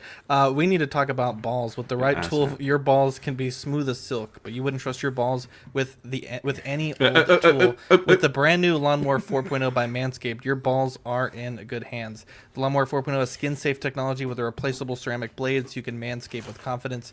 It has an LED light for grooming after dark, wireless charging, and it's waterproof for grooming anywhere. The Lawnmower 4.0 is trusted by over 2 million men worldwide, or 4 million balls. If you've been slacking during quarantine and are ready to get back into the game, check out manscaped.com and use code CollectingWeekly for 20% off your order and free worldwide shipping. Your balls will thank you. Geez, Zach, do you breathe? No, I just know how to read. Oh, you must inhale from the other hole. Whoa! my perfectly manscaped hole. Dude, Chris is like, these people are fucking mean. Oh, He's used to dealing with Sweet Brian all the time. He's probably like, God, I know. you guys are evil. Anyways, awesome. let's talk about our main segment for the night. Our company is improving. Now, over the years, we've seen prices go up. The average hot toy, around $220 is now a $250 figure. Obviously, inflation, the cost of production definitely has something to do with that. But for your dollar, are you getting a better figure now than you were 5 years ago, 10 years ago, or even just a year ago? I would say, generally speaking, yes. Companies like Hot Toys, they're continuing to push the envelope of what a portrait can look like, I think. I think sometimes they do have some misses. They do have some missteps, like Baby Yoda with the silicone or Deadpool with the pleather ripping on the wrists. But I think overall, if you look at the quality of their figures and you compare it like, a die-cast Iron Man and its sculpt included to some of the plastic versions, you can really see how much better they are. Not only that, but even companies like Sideshow, we give them a lot of shit, but their 6-scale stuff is definitely improving year to year. Their comic X-Men line is quite good. I know they did have a misstep. When the shoulders don't break. Yeah, when the shoulders don't break. But, like their Mythos Obi-Wan is pretty good too. And, even their until Mythos they line. switch the body with arms that misstep. Yeah. I would say yes. I think going forward into the future, I think it would be great if companies would start to really consider material durability with their releases. I know, I think it was Eddie that was mentioning, like, these companies are making something, right? And they don't care if it lasts 20 years or if it lasts a year, right? And I don't know that that's the best way to approach these kind of things, being that you want to keep these customers happy. You want to, have someone be able to display your product in their collection for years. I would like to see, I don't know what could be done, but, things like pleather or plastic suits, rubber bodies. There's got to be a way to make these better. And I think Mario, maybe it was you that was mentioning it on another stream, or maybe it was John when I was watching you on PJ's stream. But you guys were talking about Queen Studio says that their silicone can age for 30 years. Is the That's lifespan actually of that? that's J&D actually. J&D, okay. J&D. Yeah, with their one. That's a statues. tremendous that's a tremendous improvement over these materials by Hot Toys, which not all of them are, but there's a concerning number that are coming out, and if you don't display the articulated jaw perfectly, or even just articulate it once, it might rip. And I think that's really where these companies need to improve is how long they can make these figures last, because at $250 a pop, going up to as high as $430 for some of the die-cast figures, durability is going to be very important going forward. Even for things like joints, right? Like you mentioned, bodies breaking. Some of the die-cast Iron Man, I've seen a lot of loose bodies on figures that are for sale lately, from fairly new figures like Mark 47, even the first one and the reissue. And so that's kind of where I'd like to see the improvements being made. But I think overall, year to year, I think that they're getting better, but I think that they could push the envelope a bit more. What do you think, Dean? I know that that Jason Nielsen says that, especially regarding Hot Toys, that they haven't really gotten better since like 2012. I don't know if that's true, but like with things like head sculpts, I know they've gotten much better. But in the time frame that he's talking about, I actually kind of tend to agree with him, just only because, like, other than like, I don't know, 3D scanning someone's head, like head sculpts can only be so good by artists, and they're already like phenomenal, like K.A. Kim. Like, I don't know how anybody could be better. You know what I mean? So I don't know how they could improve that way. I think I agree with you when you say materials wise, something like that, where it's like, oh, the pleather's already peeling after a year, or like we saw with what's that? Bill and Ted, those figures, like after like 2 months or something crazy. Yeah. The bodies were breaking. I think compared to even like a sideshow Star Wars figure from like the 2000s, like a clone trooper, I think those are pretty nice even to today's standards. So honestly, I don't know if they're improving. I don't think I could say like definitively yes. Other than head sculpts, because if you look at the Tamora Morrison head sculpts from those figures to like Commander Cody that came out last year, night and day, right? But like body and armor wise, is this Hot Toys one better than the Sideshow one? I don't really think so. Maybe like proportions wise. I hope that makes sense what I'm saying. Like, that I can't like say one way or the other. What about you, Mario? Yeah, just to go with your points, there's a lot of hit and misses out there. James is making some really good comments in the chat to where Hot Toys is pretty much doing a bunch of reissues nowadays, as to where statues are the ones that's starting to innovate and push the game even more. I mean, that's what's starting to attract me towards that kind of thing. Is you see these companies that are coming out like Queen Studios, like J&D. Prime One is doing amazing stuff right now. XM is doing amazing stuff.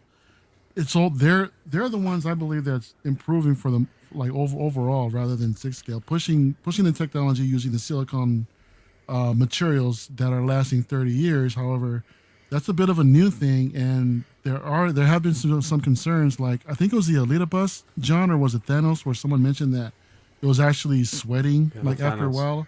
Yeah. So that's a little bit concerning too in and of itself. But I guess we'll just see over time, how that plays out. And I think James also mentioned earlier how I guess Hot Toys should use like real leather. I don't know whether or not because leather can also crack and degrade over time.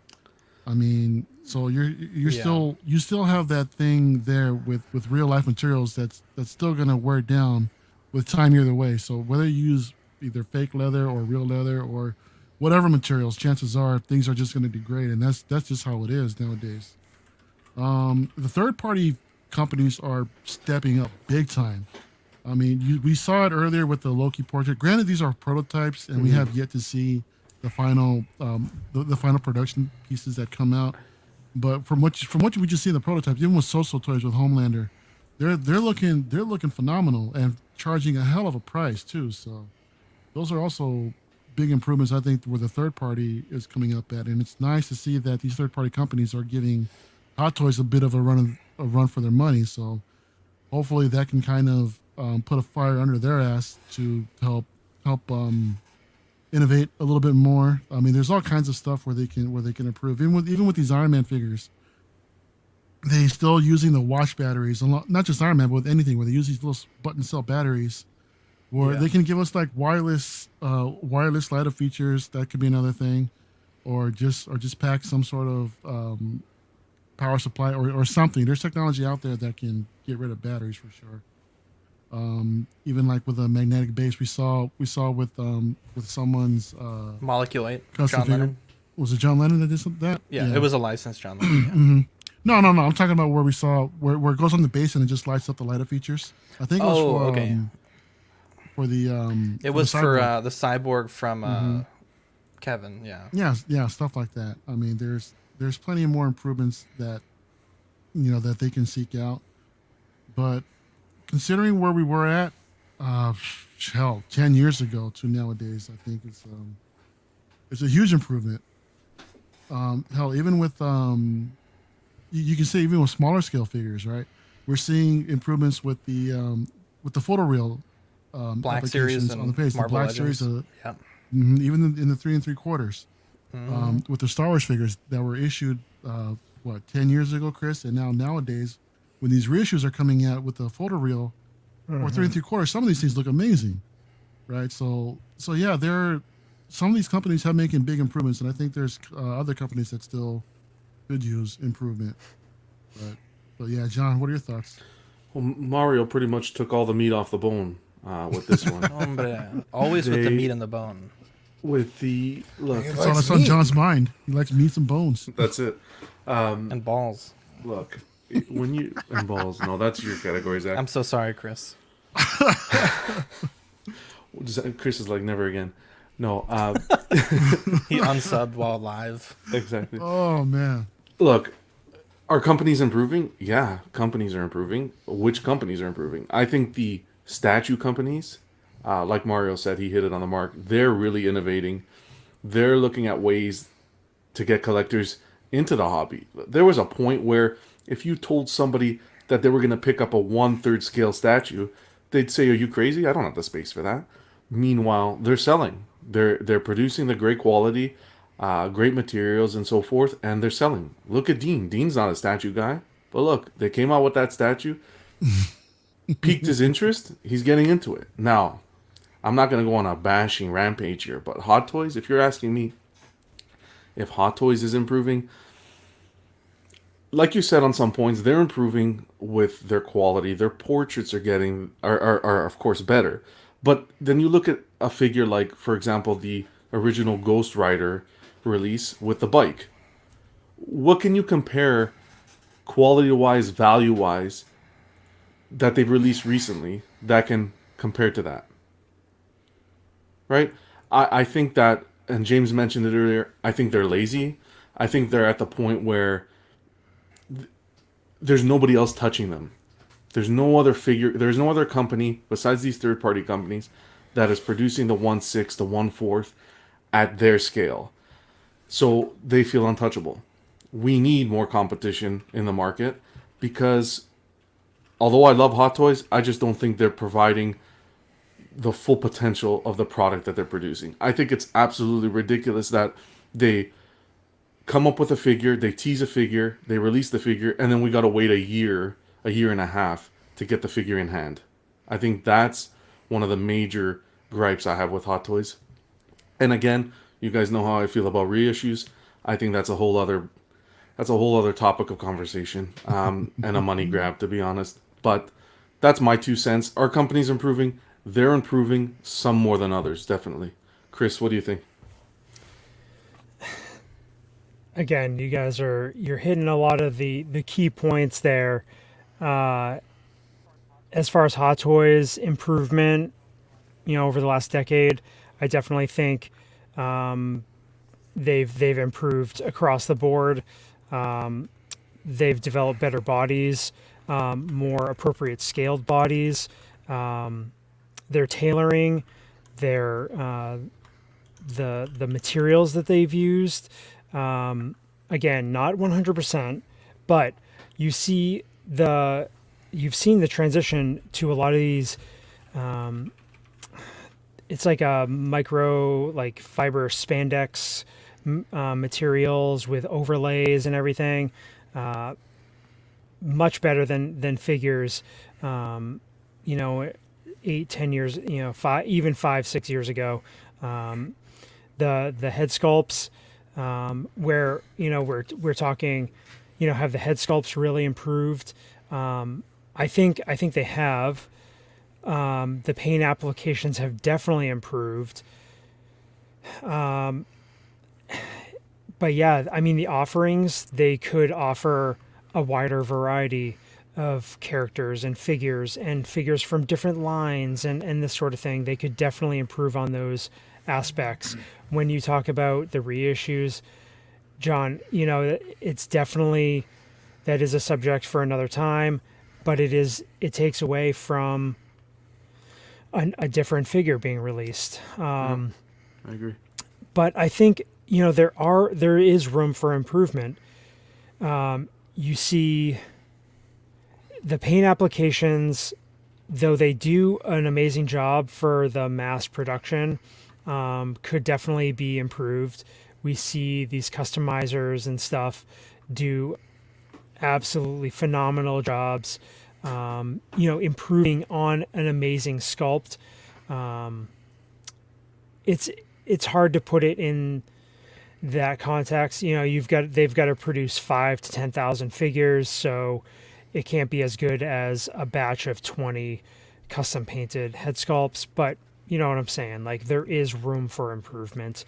Could definitely do more testing on the longevity of some of these materials that they're using.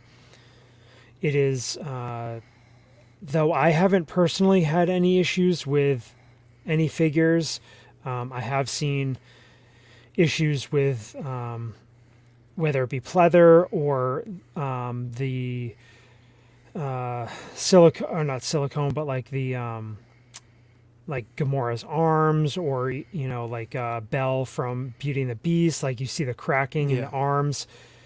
So, on that side of things, whether it be the pleather, the materials, or whatever, there are ways to treat these figures to try to increase longevity, quality of these figures.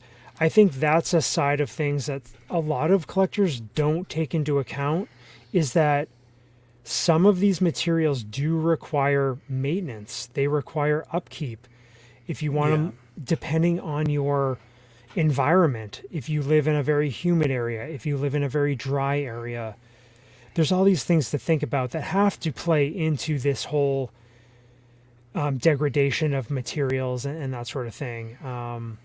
But again, have companies improved? Yes, they have. Should there be more competition for Hot Toys to make them improve at a faster pace? Yes, there should be. Companies like Star Ace, 3-0, whoever it may be, they've got to up their game in the 6 scale arena, because, like James said, Hot Toys is the king. There is nobody that is the queen. So I just can't see it. I can't see them being pushed to the point where they feel like they need to increase the quality. It's relatively speaking, but like quicker than they have been. So I don't know. It's a great conversation, because we could go in a number of different directions. Yeah, Let me, for sure. Because I was thinking like 6 scale, then you guys start talking about everyone. I was like, oh fuck, I don't know how to think about this enough. I know, right? You guys brought the fucking facts tonight. Good job, guys. Let me bring up some comments here. Tiger Fett says if Hot Toys wants to focus on the Mandalorian, other companies should be allowed to do OT and PT figures. Mark Pearson says even third-party figures are getting to be $200. I think I'm too old and too cheap at that point. Red Wolf says innovation is key in succeeding. Ask Motorola, Sony, Apple. Many businesses will go out of business without innovation. Those that survive will see competition close in and catch up. Nicholas says the problem with Hot Toys is that their most innovative figures are just shown at cons and never released. One counterpoint to, I know some people mentioned statues and the comments that they don't get stagnant. Statues do also fall into their tropes, right? You might have a bunch of companies doing throne statues for a few years, and then a bunch of companies doing, like the Captain Morgan one arm up there's a whole wave of statues and they all have the exact same pose. So statues do sometimes fall into their own little tropes as well, or like snow bases for Wolverine. It's like every company has a Wolverine snow base statue. One thing also about material durability that I just wanted to touch on for a second. Do you guys remember, I think it was like the late 90s, Kenner released like 12-inch Star Wars figures. They're pretty budget. They had like, I would almost say like a Barbie type of a body. Those have seamless joints, right? It's a covering of a skin over a ratcheted joint. I have one, a Han Solo from like 1999 that has been in an attic in Texas heat for, I guess whenever I stopped playing with that toy up until, last year, then when I found it, and that has not torn, and it was stored in a very bad position for that type of material. Wow. Zach, and it blows my mind that stuff doesn't tear. Vivi has Barbies that have that same stuff. She takes baths with them, leaves them outside in the sun. Yeah. Probably been chewed by the dog, and they do not tear. I don't understand how Barbie for $10 can make a body that doesn't tear with ratcheted joints, and these companies can't. What were you gonna say? Dude, I was gonna say, like, even go to eBay and look up the figures you're talking about, and I don't think you'll find a single one of them with torn arms. Yeah. And I know it's not totally apples to apples, but I just want to put that out there. That no, it is but you're not possible to wrong make a though. seamless. Like, how is it that these budget, like you said, they're budget figures?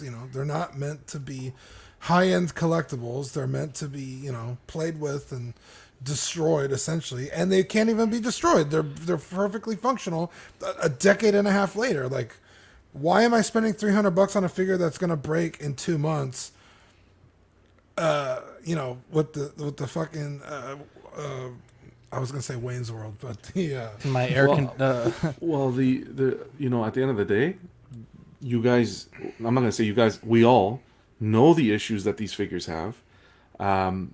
We know the tearing, Wonder Woman, Belle, as Letty mentioned. We know all the issues that they have. But guess what? Ahsoka's going to come out. People are going to still buy it. They keep reproducing the same figures with the same issues, and people keep scooping them up. So who's the crazy ones? Us, the collectors, who keep buying a faulted product, or Hot Toys? Hot Toys is sitting back and saying, hey, these guys are buying it. We'll just keep producing them. I mean, you're not wrong, because these are adult collectibles, and you should be responsible enough to know. Like you said, we all know they have these issues, so don't compromise them in a way that, will destroy it. But at the same time, someone poses up their figure for a photo, like Lewis the other day. He had the Goku with the imagination, with the seamless arm. He literally posed it for a picture, and it tore. It's like, dude, if I can't even fucking pose this thing, like, what's the point? Or the Baby Yoda's chin. Baby Yoda's chin. That's you get it out of the box and it's already broken. It's ridiculous. Like adult collectible or not, like, have the responsibility or not, these things are breaking. It's like, holy shit! Like, I don't know. There's no accountability. Maybe we can continue this discussion on In and Outs on Friday. I don't want to keep Chris here till tomorrow. Alvin says COO model figures are exceptional. Nobody talks about them. You also pay for the quality you receive more than Hot Toys. Big shout out to Alvin, coming in hot with the super chat. What a guy! Alvin, what the heck, dude? Way to go. This is another discussion that I wanted to talk about. Eddie brought this one up. Unfortunately, he couldn't be here tonight. But collecting multiple versions of a character. we don't have to spend too long here, but I used to be the kind of collector that I needed to own every single version of my favorite characters. I had 2 Kylos, I had like 3 or 4 Vaders at one point, and it just got to the point where space made it not possible. Being able to sell those to fund other parts of the collection. I know Six Scale Scavengers, you guys always talk about funding the collection with the collection. But I think this new Black Widow figure does open up some possibilities, because looking at this lineup, it's all black suited female figures. You get a white figure in the mix, kind of mix it up a little bit. Dean, what is your thoughts on collecting more than one version of a character, and what are the exceptions for you in that case? I have no problem with it if it's a special person, like a special character to you. Black Widow, I bought the first Avengers one. I haven't bought one since. I like Black Widow. I like the character, but I don't need her on every fucking shelf. Iron Man, he's a little bit more important to me. So, like, I don't mind owning more than one suit. I don't currently, but I have before. The Thanos, I have the Infinity War Thanos. I don't need the Endgame Thanos. I think the Infinity War one is just good enough. And he's actually kind of cooler since he is the one that succeeds. He's not a loser. But someone like Cloud Strife up here, he's up here. He's like my favorite character of all time ever. So I will buy any and every figure they release of him. I have little Coca-Cola figures all the way up to, it's not released yet, but I have some 6 scale figures, and I'm thinking about getting a statue if I can find one I like. I think it just depends, like, how important is that person to you, that character? And are you willing to spend the money, I guess? What about you, Chris? Yeah, being a Focus collector of Ahsoka, so I've got tons of Ahsoka stuff. So that character means a lot to me. Mm-hmm. And I can justify buying multiple versions, multiple scales, all different, a variety of pieces for that collection. When it comes to a specific scale of figure, like we're looking at here with Black Widow in Hot Toys 6 scale form. Again, you've got to ask yourself, do I just really love the character? Do I want every version of this character represented on, my shelf?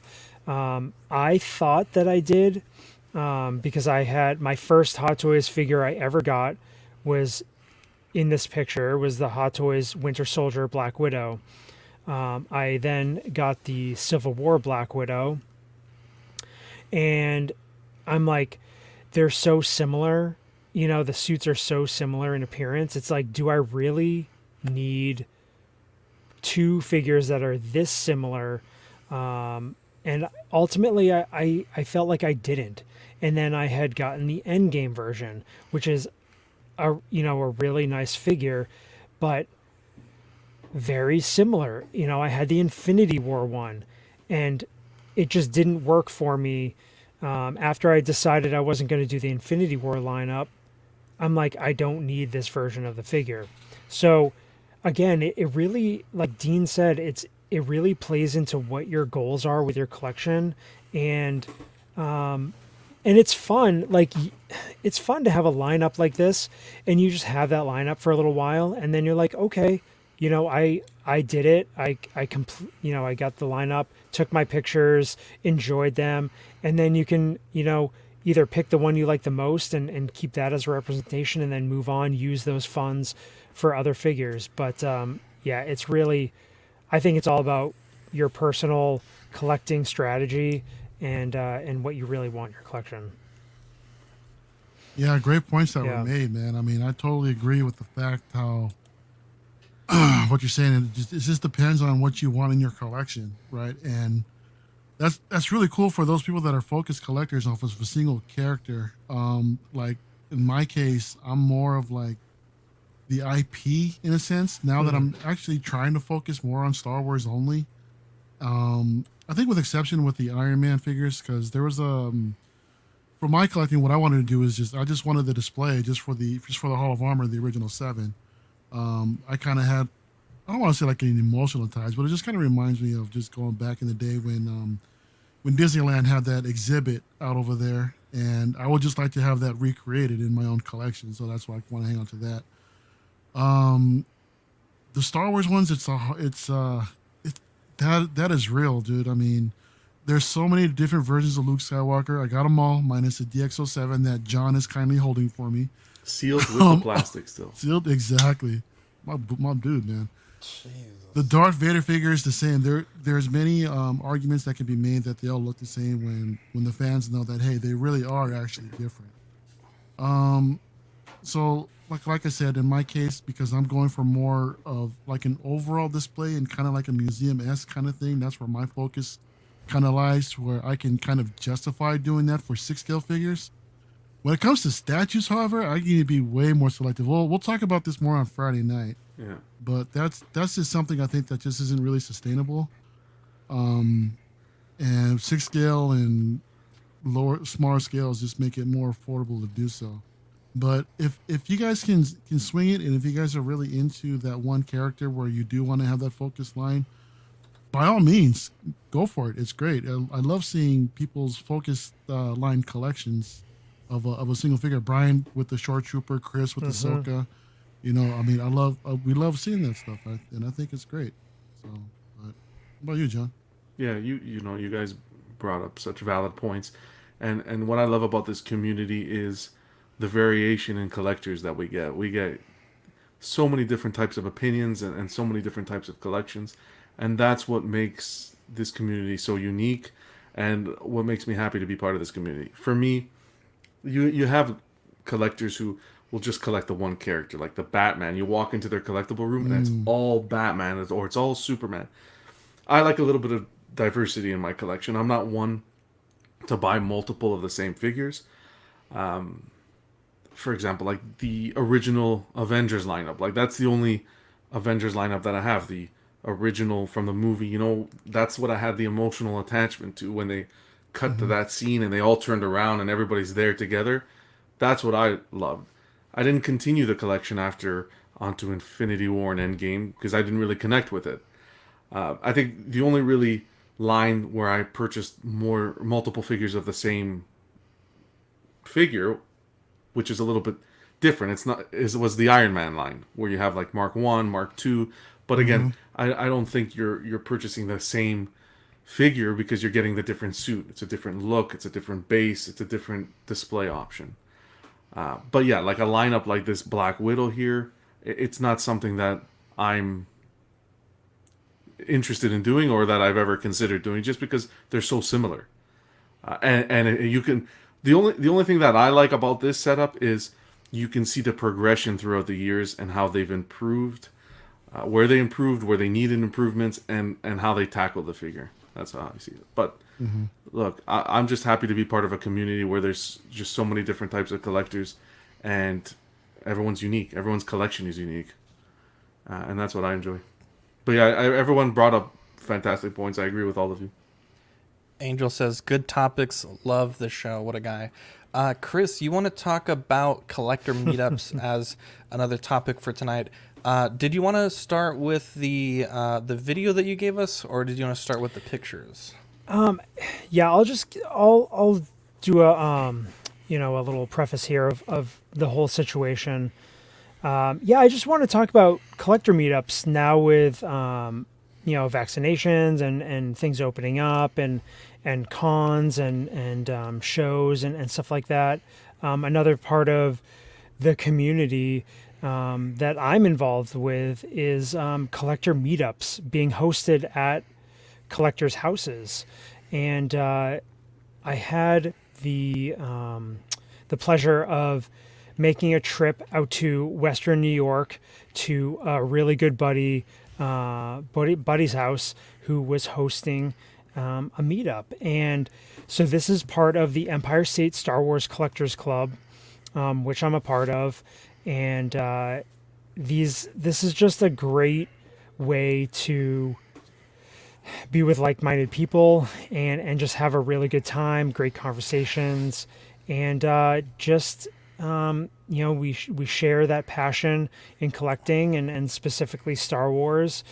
And so my buddy here, he's pictured. He's holding the picture, and his name is Fonz Napolitano, and he was gracious enough to have FonzCon 2021 at his house in Liverpool, New York. It's 6 hours from my house, so I actually drove out, and I drive all the time for work, so it's not. I was in the car for over 5 hours today. Anyway, so I drove out to Troy, New York, where I met up with a fellow scavenger, Peter Gregoric, and met at his house. And then we drove the rest of the way out to the greater Syracuse area. And so me personally, when I got back into collecting in 2015, I didn't really know anybody in collecting. And eventually I started getting involved in Facebook groups, and then got involved with the Northeast Star Wars Collectors Club, which is in partnership with the Empire State Club. And I started branching out and just taking like a leap of faith and going to collector meetups down in Connecticut and down in New Jersey and New York City. And it was just amazing networking with and meeting all these different collectors. I just didn't realize there were so many people that had similar passions like I did.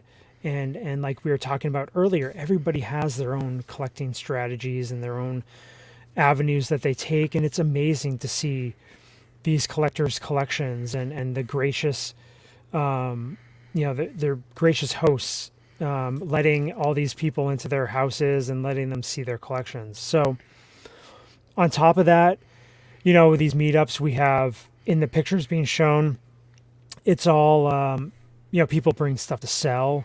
So it's really fun to see what people have. We've got a double telescoping Luke Skywalker here, graded by AFA. We've got a blue snaggletooth graded by AFA.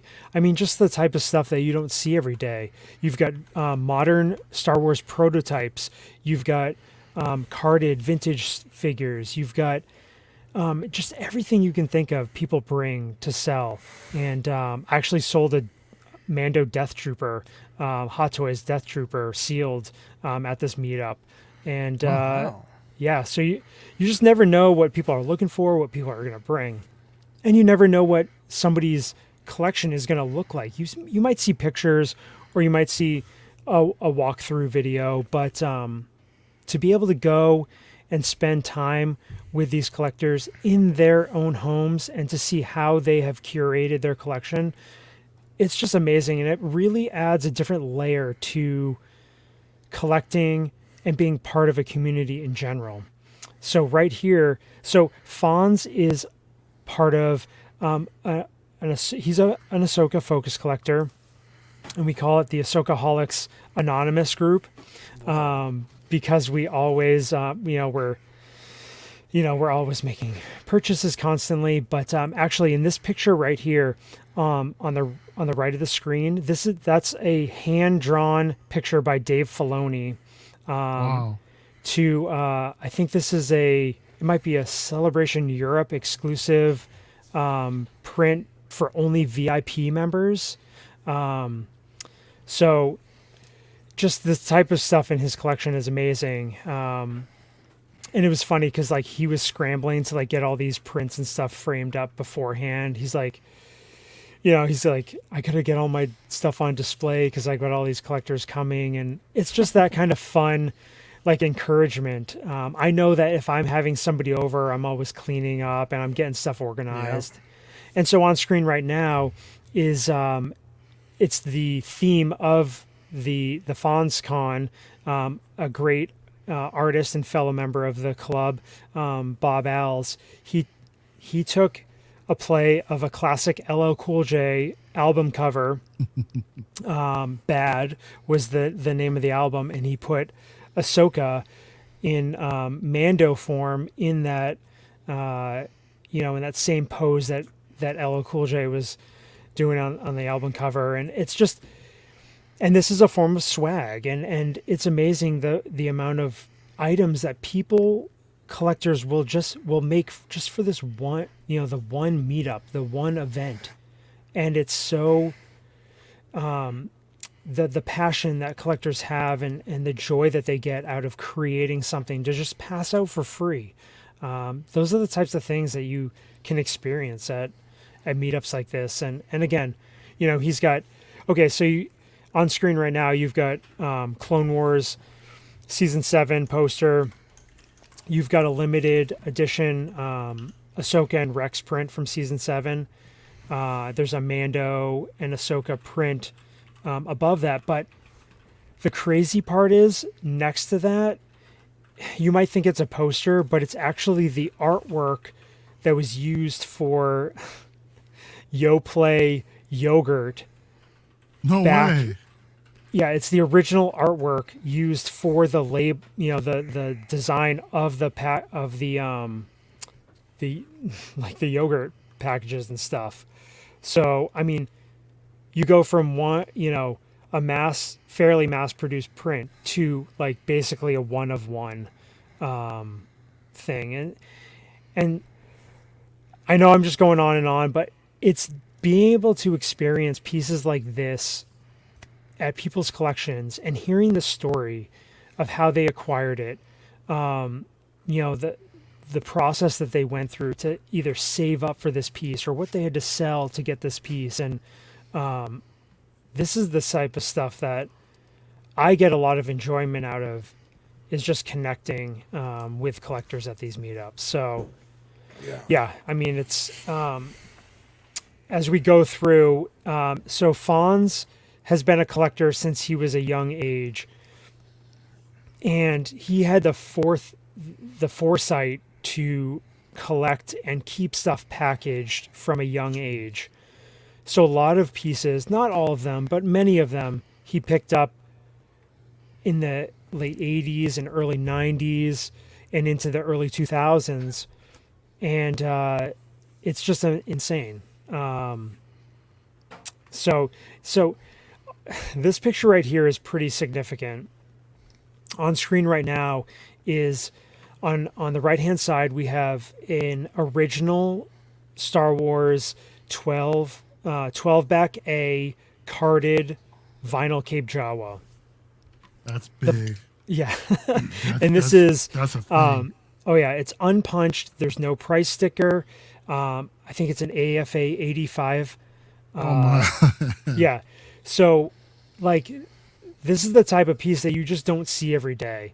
We won't talk value for this particular piece, but let's just say it's a pretty significant chunk of change. And, like, Fonz bought this back in the day, and, at the time he bought it, he paid a sizable amount of money, but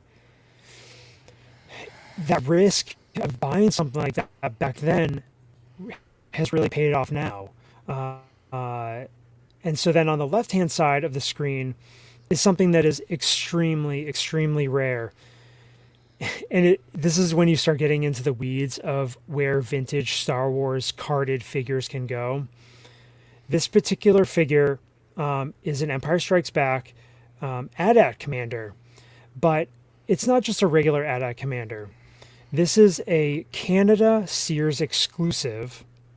Wow. And on top of that, it was actually labeled General Veers. Oh.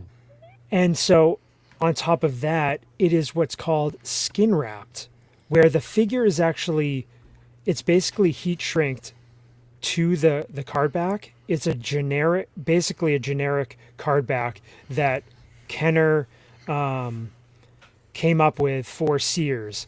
And these figures were packed in with vehicles as store exclusives or whatnot. And this is his grail of grails. He is a huge General Veers fan.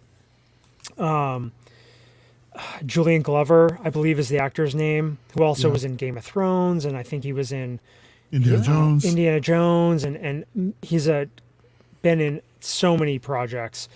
This was he just got this recently, and he's been working on getting this for a long time.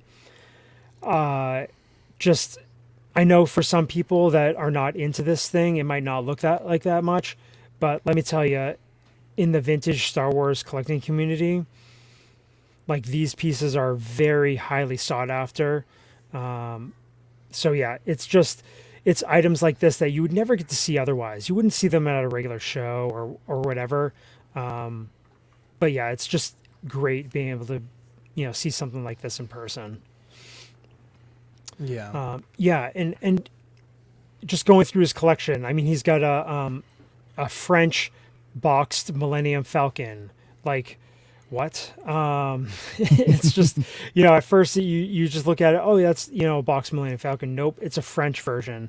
When you start getting into the foreign, when you start getting into the foreign variations, it becomes a whole different ballgame, and values just, jump significantly when it comes to stuff like that. And right here, you've got a Palatoy, which is a UK version of the Death Star playset. It was the US version was very different. It was a plastic version.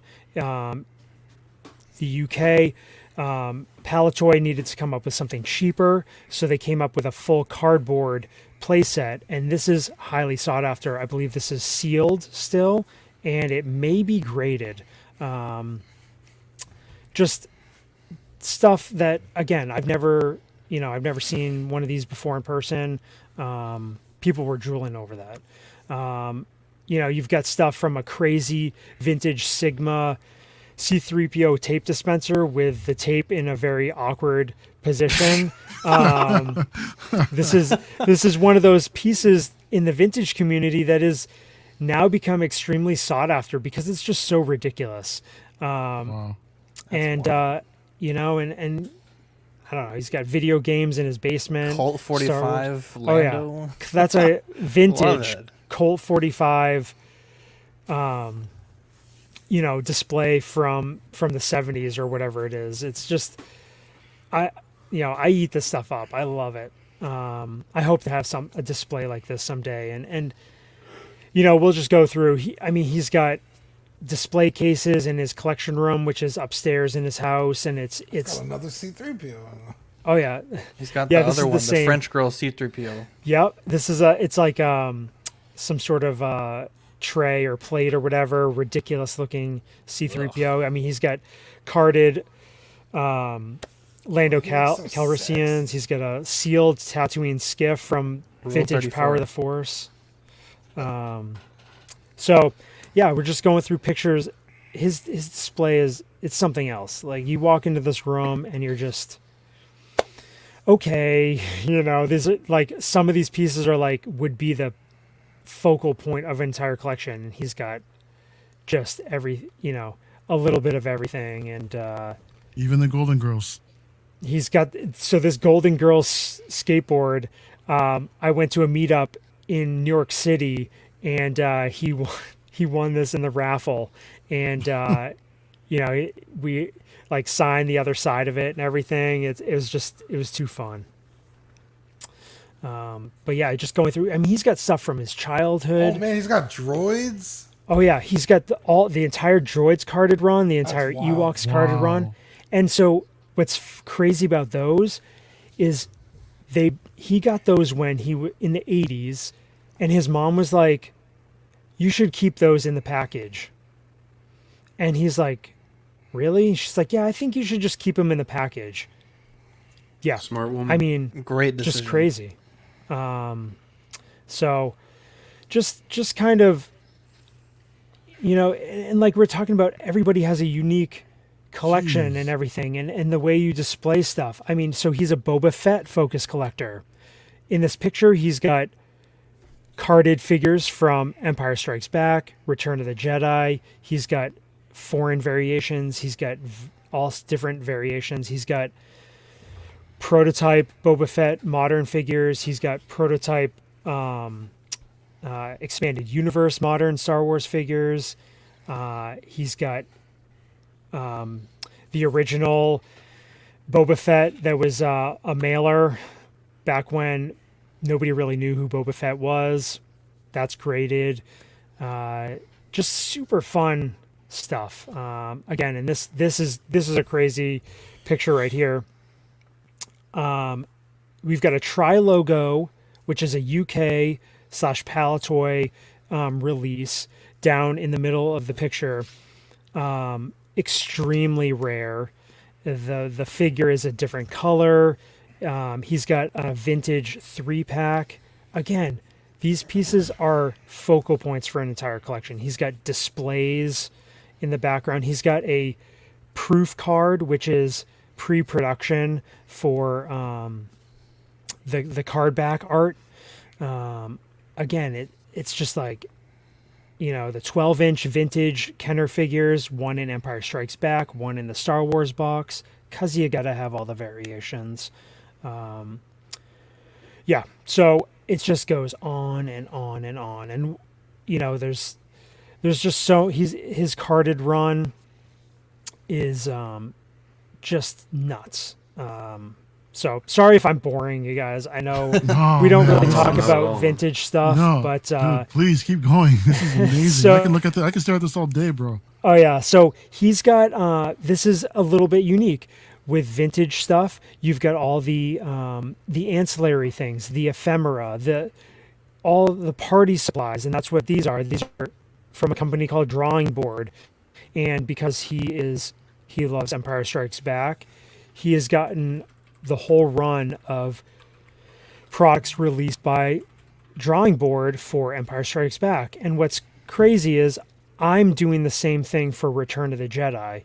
I'm collecting this entire run for the Drawing Board products because I had a birthday party that we decked out the party in Return of the Jedi stuff. So I want to, it's just a representation of that experience and stuff. So this is when, we talk about focus collecting and stuff. And then, you can branch off and try to fill displays and gaps and that sort of thing. And that's what makes vintage Star Wars collecting so much fun, is that there's so much product out there that you can always find something in any price range. I mean, most of this stuff is $5, $10, $15. Like, so this stuff is like the affordable stuff. The shelves above that, not so much. You're gonna basically be almost every carded figure is an entire car, but a car payment. But so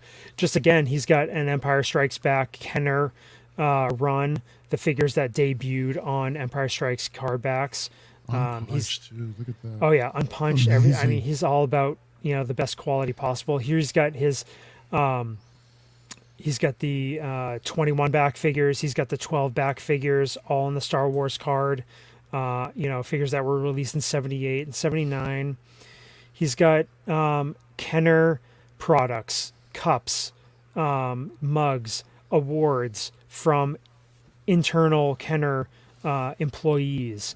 He's got a boxed display. On the second shelf, it's the action figure display stand. It's just, I mean, I kept on going back up to this room, and I was just my jaw was dropped. It's funny, in this display, he's got a Gentle Giant Ahsoka bust, 6-scale bust, but it's like, that is like nothing compared to, again, more 12 back carded figures. He's got action figure multi-packs, which were usually you got them from Sears or JCPenney. You would order them from the Wishbook catalog from back in the day, and you would get this box of figures that were all sealed in baggies. And that's a whole nother area of Star Wars collecting is these sealed baggy figures in these mailer packs. And look, he's got multiples, and they're all graded in these cases that have, it shows everything that comes in the package. And it's just all kinds of, cool stuff. So yeah, it's wild. It is wild, and it's overwhelming. And so yeah, he's got his vintage collection, Ahsoka Tano figures. He's got custom Ahsoka pieces.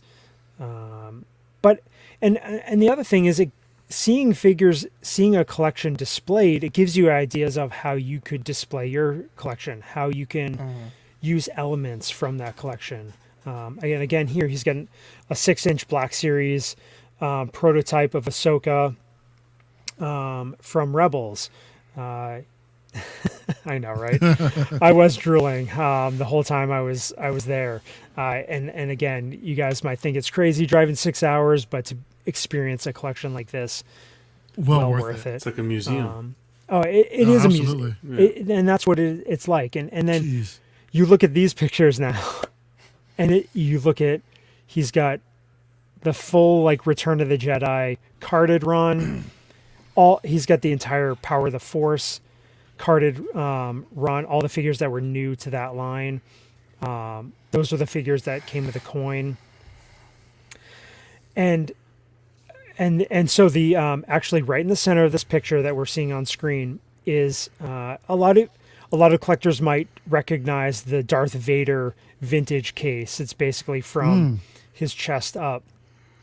This one in this picture is actually a prototype. It was used internally by Hasbro or Kenner. They sprayed it gold because they were testing it out. They were testing the paint out for the upcoming C-3PO action figure case. So this particular item is, again, you're talking vintage prototype Star Wars, extremely, extremely rare. And probably one of a kind. There's several of them known in circulation, but still, it's just like, how many rooms is this? This is like one room. This is one room. All of that is one room. Yeah, some of the other pictures that were downstairs with the prints and stuff, that was his basement. But that was a very small room. So then this is down in his basement. So he Fonz was a former minor league baseball player back in his heyday. He's a huge sports fan. So down in his basement is like a sports bar. And so he's got all kinds of sports memorabilia, and he's got this great bar and everything to hang out at. So had some great conversations with other club members, and you can see he's got autographed pictures and that sort of thing. And it just shows you that you can incorporate other areas of collecting into your collection. It doesn't have to just be Star Wars or Marvel or DC or sports or whatever. So yeah, it's a lot to take in, and I just appreciate you guys, being willing to share these pictures. I know I'm very long-winded here. No, it's fine. And Alvin says you guys provide that avenue for me to share the love of collecting. Thanks for being there. You guys need to do more meetups also. Yeah, we'll talk about that right at the end in the shout-outs part. James C says the best part of collecting is the stories attached to the procurement of pieces. I love Letty. Eddie said he's in the mountains, so he's not able to make it today. Yeah. Also came in clutch with a super chat there. This is a fantastic collection. Yeah, I was gonna say, I mean, just this collection aside, the sentiment of meeting up with collectors. Somebody in the chat, I want to say it was Alvin, said that there's nobody, like he doesn't know anybody in his state. And I will say that it wasn't until I met Rainer and subsequently Zach here, good buddy Zach, I kind of just like collected and just had stuff. And then I went to Zach's place, and then and Zach has like Legos and stuff that he was collecting, and we both got into 6 scale at the same time because of Zach here. And we went to Zach's apartment, and he had 1 DTOF and 4 figures, and I was like, wow, that's so cool to display your stuff. And I didn't even know what 6 scale was. I took Rainer there to buy a figure. I didn't even own one yet. Or no, I did, but I didn't really know what it was. I was just like, oh, cool, Boba Fett, and I bought one. And so that, to be able to walk into someone's house and learn about something new and then take that, and now, I mean, look at us now. We've run a fucking toy podcast, so, and we're getting to talk to this beautiful guy, Chris, who lives halfway across the country, and then on the other side of the country is this handsome dude, Mario, and he's, teaching us about statues and other figures, and then all of a sudden, from Canada, off the top ropes, literally, fucking John, style. And it's like, and we get to, and I would have never seen this guy's collection if it wasn't for Chris having gone over there and having his mind blown. Like, look at all this shit. This guy has been, not shit, but like, look at all this stuff that he's been procuring for literally his entire life since he was a kid, and sharing it with his community and subsequently the rest of the community via the internet. Like, that's so cool. That not only in-house hangouts, but like we're doing now. Like, it's absolutely amazing. Yeah, I don't want to. Yeah, go ahead, Chris. No, I was just gonna say, and that's what it's all about. And I'm glad between you guys is, if Dean doesn't die here, as long don't put that juju on him. Yeah, between your amazing community and 6 Scale Scavengers and what John's doing and what Mario's doing and everything, I'm happy that we're able to provide the collectors that don't have those outlets locally to them, or quote unquote locally, they can kind of share in those experiences. And just one last thing I'll say is, I always think that there are more collectors out there than you realize, and it just takes either creating, like you guys did with Ox, creating even just a local group, Facebook group or Instagram, whatever, I don't know. You'll be surprised who else is out there. And it literally takes 2 people to meet up, and then and that's it. And you converse, and who knows where things could go. And I just say, be willing to put yourself out there. And if you really want to connect with collectors and be involved in these meetups, reach out and start doing your own thing and create your own event, create your own meetup. And who cares if it's just 2 people? You at least have Star Wars or Marvel or some sort of pop culture thing in common. And I think, that's the biggest thing. Yeah. It's great that you mentioned that, Chris, because when Dean and I first got together with Rainer and Manny, we started a group called 16 San Antonio. And you're right. Like, I just thought, like, oh, we'll make a group, and like in a week we'll have like 1,000 people. Like, very naive. And it was a little bit of a grind to get a good group of guys together. But I think that first few months, we had already had like 50, 60 people. We did our first get together at my apartment, which was really small.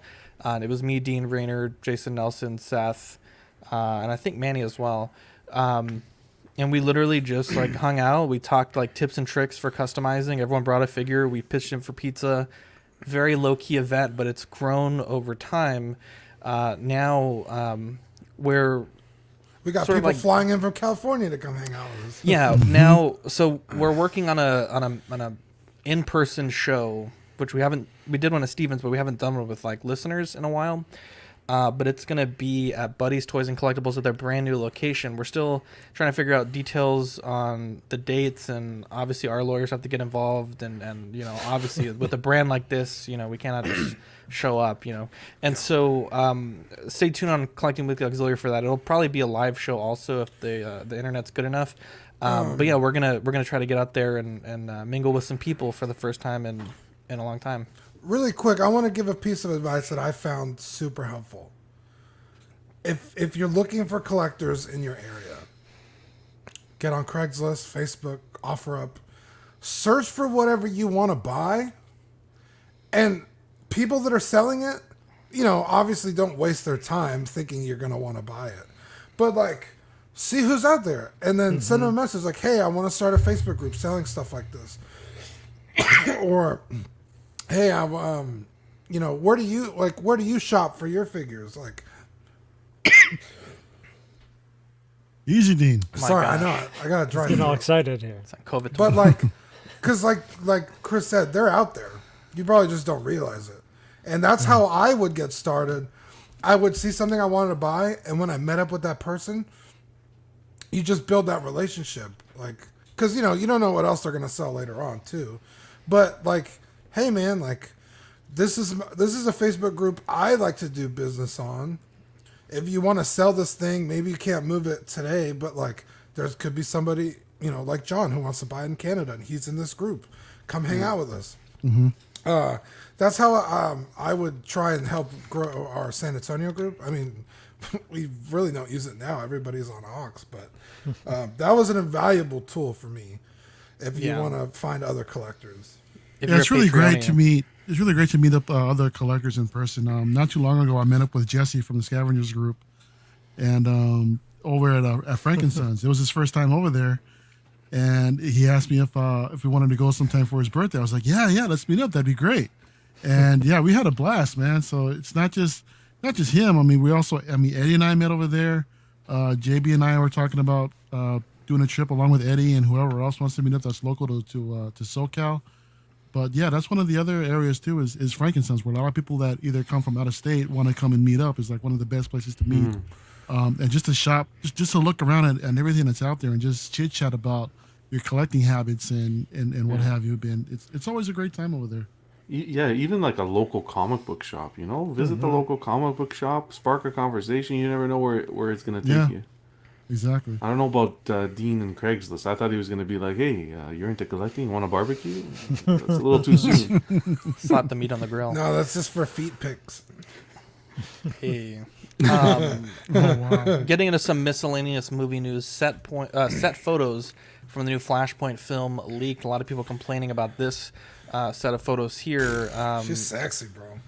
Yeah, I don't know what you're complaining about. I don't know. Now, I think some people are complaining about the abs, but I've read on some of these posts that these are actually part of the harness system to support her torso, so they're going to be edited out in post. Whether or not that's true, I'm not sure. You also have the Flash here and a look at Michael Keaton as Bruce Wayne once more. Oh, boy. People are already digging into these, so I thought we'd go and share those.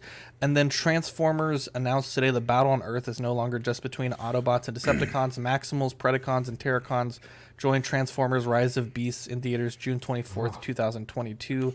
That's been long, kind of like long rumored for a while, so it's great to finally get some confirmation on What that. was the T-Rex in the last one? Is that not Beast Wars? No, that's Grimlock, Grimlock, Dinobots. and that's like a Dinobot, yeah. Dinobot. In okay. G1, they had Dinobots, but Thank you. Beast Wars is... I don't know that this is exactly a Beast Wars rehash, but there you go. it's a different set of factions. The movie for the week... I know it's a long show, but I don't think anyone's complaining. Dark Knight Rises. It's been 8 years since Batman, in collusion with Commissioner Gordon, vanished into the night. Assuming responsibility for the death of Harvey Dent, Batman sacrificed everything for what he and Gordon hoped would be the greater good. However, the arrival of a cunning cat burglar and a merciless terrorist named Bane forced Batman out of exile and into battle he may not be ready to win. I like this movie a lot. There was such a... I don't really know what the right way to say this, but It's bad. if I remember correctly, when this movie came out, there was that awful shooting, and God, it kind of put a damper, and I remember not wanting to go to the That was theater here in 'cause town, wasn't it? That was in Colorado. I believe. Oh, in Colorado. No. And I remember, I think there was a smaller shooting in San Antonio, but I'm talking the big one. Yeah, you're but right. I remember not wanting to go to the theater to see this. Like, I wanted to see it, but a lot of these copycat people were saying like, "Oh, like we're gonna do it also." But I remember seeing this movie at a very low point in my life, and just hung out with some friends, and it was one of my most memorable experiences of that summer. Not particularly because the movie was amazing, though I think it is really great and I really enjoy it, but just I just remember the camaraderie that day, and hanging out with some friends and kind of forgetting about all life's problems. There was some sort of thing, I think it was Dean that mentioned it, where you're watching a movie and something totally unintentional takes you so far out of the movie that you just can't accept it as reality, and it ruins the whole movie for you. There's one part in this movie where he breaks his back and this dude just yeets his spine back into alignment and he's like good to go. And like, cool. I just, he's like, thanks. That is kind of silly to me, but I love this movie. I love Tom Hardy. I think he's one of the greatest actors of our generation, at least up and coming. Yeah. And, I just think it's a great way to end one of the best superhero trilogies, in my opinion, ever. I know, Dean, you're not a big fan of this trilogy or this take on Batman, but what do you think about this film? For me, the moment that took me out of this movie where I was just like, no, absolutely not. The entire movie?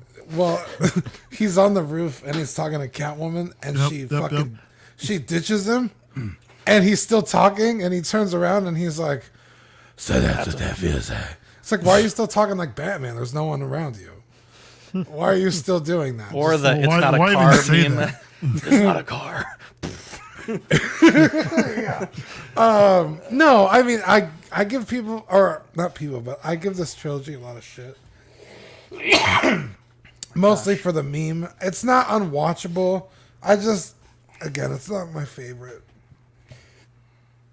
Chris, what do you think? I'm sorry, I keep coughing. Get this man some lozenges with that super chat. Okay, I am actually I agree with Dean. I am not. Oh no. I am not. I crazy. fucking love you, dude. Letty, come on. I am not a big Bale, Nolan trilogy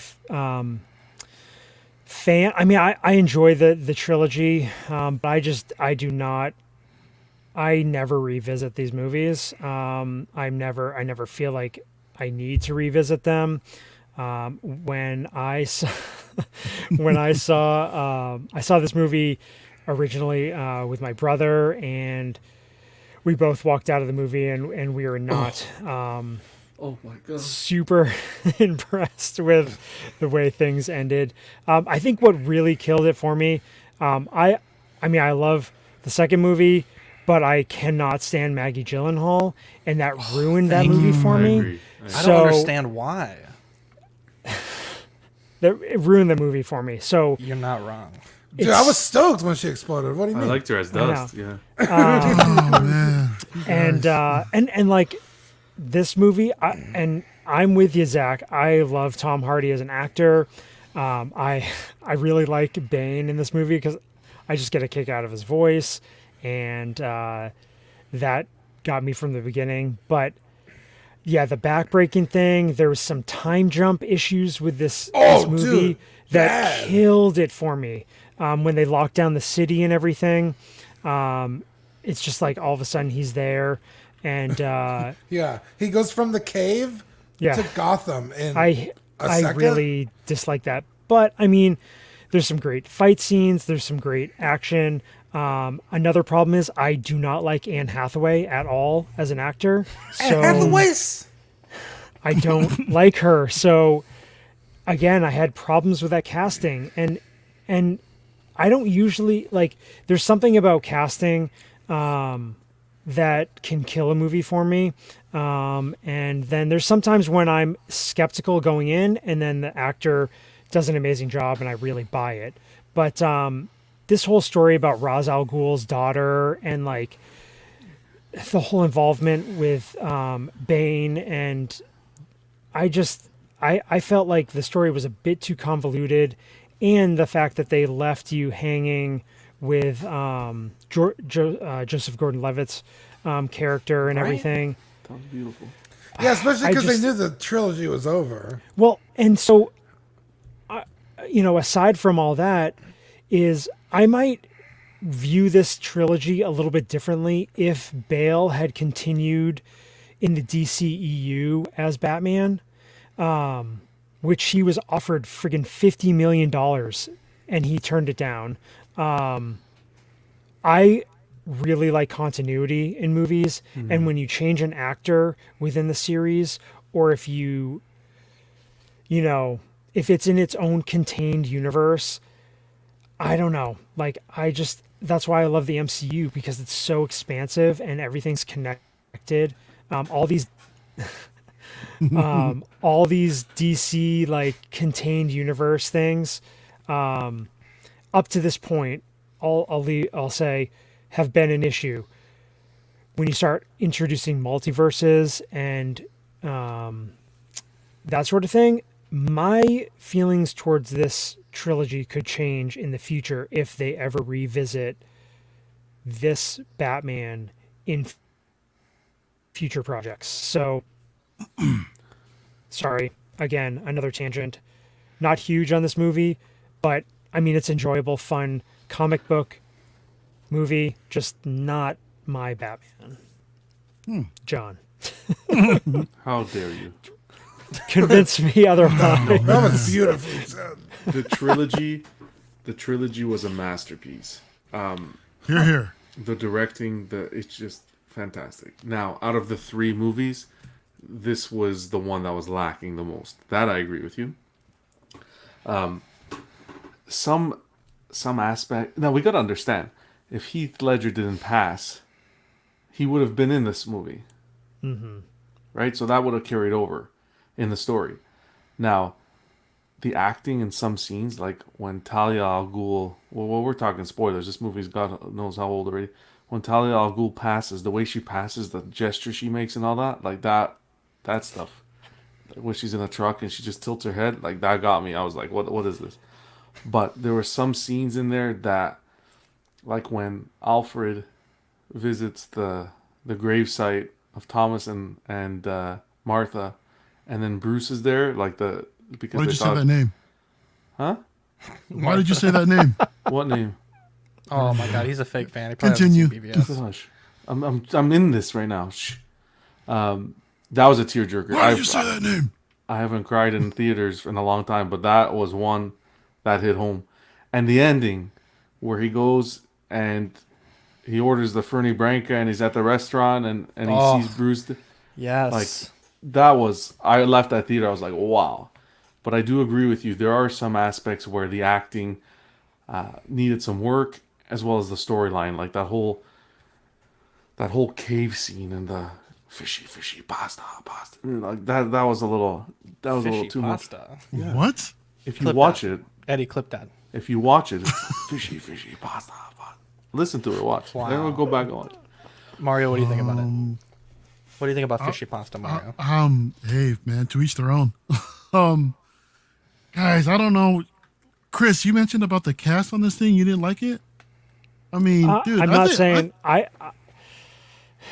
or just casting in general. Just some of the casting in general, I had a problem with. I mean, I think Bale did. He did a really good job as that version of Batman. But again, some of the other characters that they cast, I probably would prefer other actors. But again, that's just me, and I can respect. No, yeah. But yeah. Yeah, no, I mean, yeah, again, going back to what Zach mentioned earlier, I too remember when this movie dropped, how everybody was a little bit nervous to go back out to the movie theater, considering what happened earlier. But, I went out and saw it, and it was great. The casting was great. I mean, Christian Bale, I think, to me, is like, he's my favorite Bruce Wayne. He's, Batman Begins is like probably my favorite Batman movie. Yeah. This one was still, it's like many would say, the weakest of the trilogy, although it's a really good trilogy. I love how this trilogy is more grounded into, I guess, more real world than any other comic movie that's out there. I think to this day, even more so. But Christian Bale was great. Gary Oldman, Michael Caine, I thought was a perfect Alfred. Tom Hardy, as you guys said again, was amazing. Great. Michael Caine, yeah. I mean, I love to see the way that his fighting skills, how fast that he really was. But I wasn't really keen on how I guess he was like a member of the League of Shadows and then banned from it for whatever. I mean, whatever, no big deal. Morgan Freeman, Anne Hathaway. You know, it was a trip that I forgot who was in here was Ben Mendelsohn, director Krennic himself. Oh yeah, I totally forgot that he was in here. And if also he's so non-threatening in this film, it's weird. But on top, I know he's like, you're evil, talking to Bane. Exactly. Another one too. I didn't just until recently. Littlefinger from Game of Thrones was in here. Do you guys know? You guys catch that? What is he? He's the CIA agent at the very beginning that. Yes, yeah. That Oh, they both yeah. That's freaking Littlefinger, dude. I was like, trip out. Lady Sansa. Exactly. Chaos is a ladder. But yeah. no, this movie's garbage. Everyone agrees on this panel. Hush it. Jesus, you just interrupted Mario. Dude. Anyway, so as I was saying, no, I really enjoyed the film. Again, like I said, it's the weakest out of the third one, but it's still a great overall trilogy. Yeah, and I just love the way how I really liked how Bane really took over in the middle of the movie and broke Batman. I mean, as I read that comic when I was a kid when it came out, that Nightfall series, and to see that come to the screen, I thought was pretty freaking cool. I mean, I didn't think we would see like a powerhouse like that, and just as he walks away, just breaks up his cowl, just snatches it, and just walks off like a G, right? I thought it was dope. I really liked it. Can I ask a question? Oh, when you're done, sorry. Yeah, I thought it broke down in the end, though. However, the third act was just like, come on. We see this character build up in Bane just to be shit on at the very end. And, I mean, with him working for Talia al Ghul, and at the very end, just sitting there, your boss know I have to kill you now.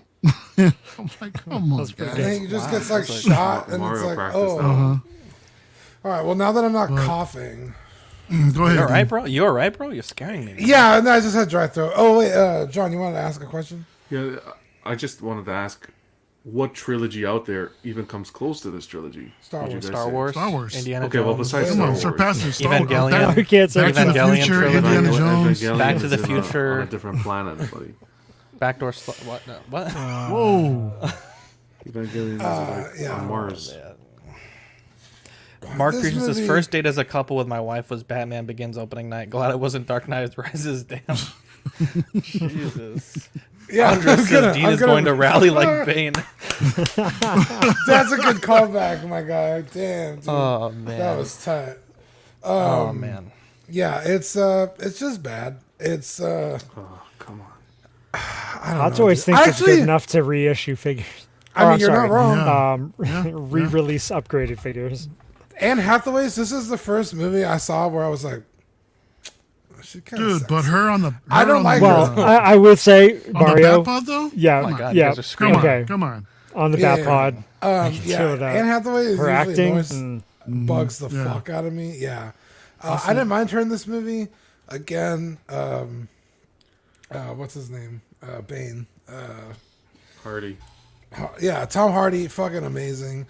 A weird choice with the voice. I don't think I've ever heard Bane sound like that in any other interpretation. But he gave a great performance wearing a mask, and all you can see is just his facial expressions. Sure. Fantastic. The one thing about that performance by Tom Hardy is like you don't realize like the dude's only like 5'9" in real life. Dude, right? He like got swollen.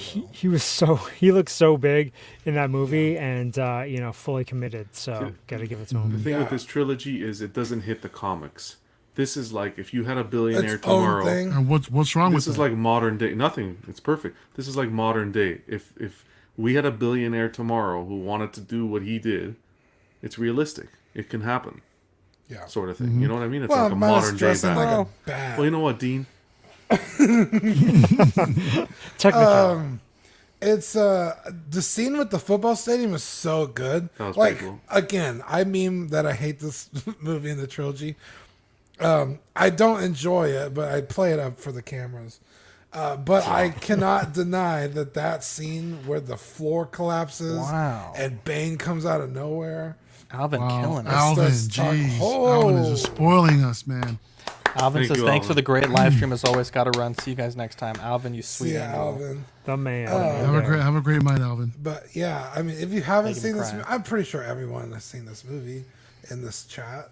or listening to this podcast. If you haven't, though, even I say give it a watch so you can see how bad it is. But real quick, Alvin, hopefully you're still there. Your poster should be delivering any day now. It went shipped on Monday, so stay tuned for that. And what an absolute super chat animal, according to James C.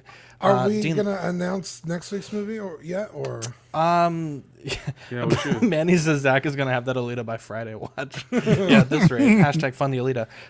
The movie for next week, chosen by Eddie, is Scarface. Yeah, it's a good movie. July Patreon benefits. So we just shipped June on Monday.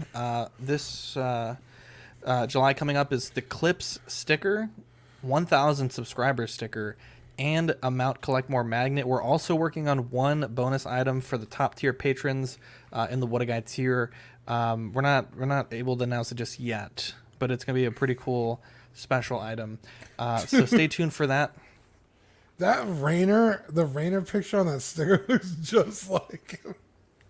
It's like photo absolutely real. nailed it, dude. Photo Way real. to go, Manny. You look and like, Manny look your, like your brothers photo there. looks like your hair's blowing in the wind. Who's Hey, man. mine? Yours, yeah. Dean, let's give a shout out to the Patreonies. Yeah, shout out Ben Porter, Sean Fear, Ian Seaby, Renee Mendez, Eric Mariscal, Quinn Aguirre, Lemur Hernandez, King Louie, Mark Pearson. Mark, you fucking beautiful angel, you're in the chat. Paul Schreiber, James Colley, also in the chat. Red Right Hand, Sweet Danny Lee, Deanie Martin, she's watching in the other room right now. Stephen Krett, Big Ol' Fern, King Zach, Caesar Merriquin, Mike Cruz, Lisa Martin Bomaski. I gotta need a sip right now. I got so many names, dude. My gosh. Rick Wet the D. whistle, bro. Gregorio, Alvin Jules, the Everyday Collector. First time on the show, Ricardo Valdez. Yeah. Shout him out. Way to go, buddy. Shout out to Alvin Boyd. Jules. Shout out Alvin Jules. Also, yeah, oh, man. He took off absolute before we got- legend, man. Bo LeBoy, Jimmy James, Mario Cortez, Stephen Percha, Sean Usby, Scott Bradley, Stephen Maria Stanley, Jesse Contreras, Lord Voldatore, Eddie Manzanares, Joe, Chet Beeks Corpus, and Mr. and Mrs. JB. Pew, pew, pew, pew, pew. Look, Mark right there in the chat. We have 3 tiers: the $5 Sweet Angel tier, stickers sent straight to your door, and access to now 73 episodes of Ox After Dark replay. Certified Crispy is the Certified Crispy certificate on your first pledge. Assistance with figure fixes, just message me beforehand, and all the benefits of the previous tier. The What a Guy tier is the 18x24 silhouette poster on your first pledge, doubles of all the stickers we send, one sculpture painted by Darkside Customs after 3 months, and all the benefits of the previous tiers. Just note for anything that involves like larger item postage, we may have to charge those at cost, or we can send a free printable file. We just shipped our first posters, looked into getting a quote on our first posters to Canada, and it was like $50. So that's Just to ship it? Yeah, because the tube's like 18 inches long, so I think they use that as the dimensional measurement. What a bunch of buttholes, fucking Canada. Yeah. We Best have, country. for a few more weeks, CW Pride shirt.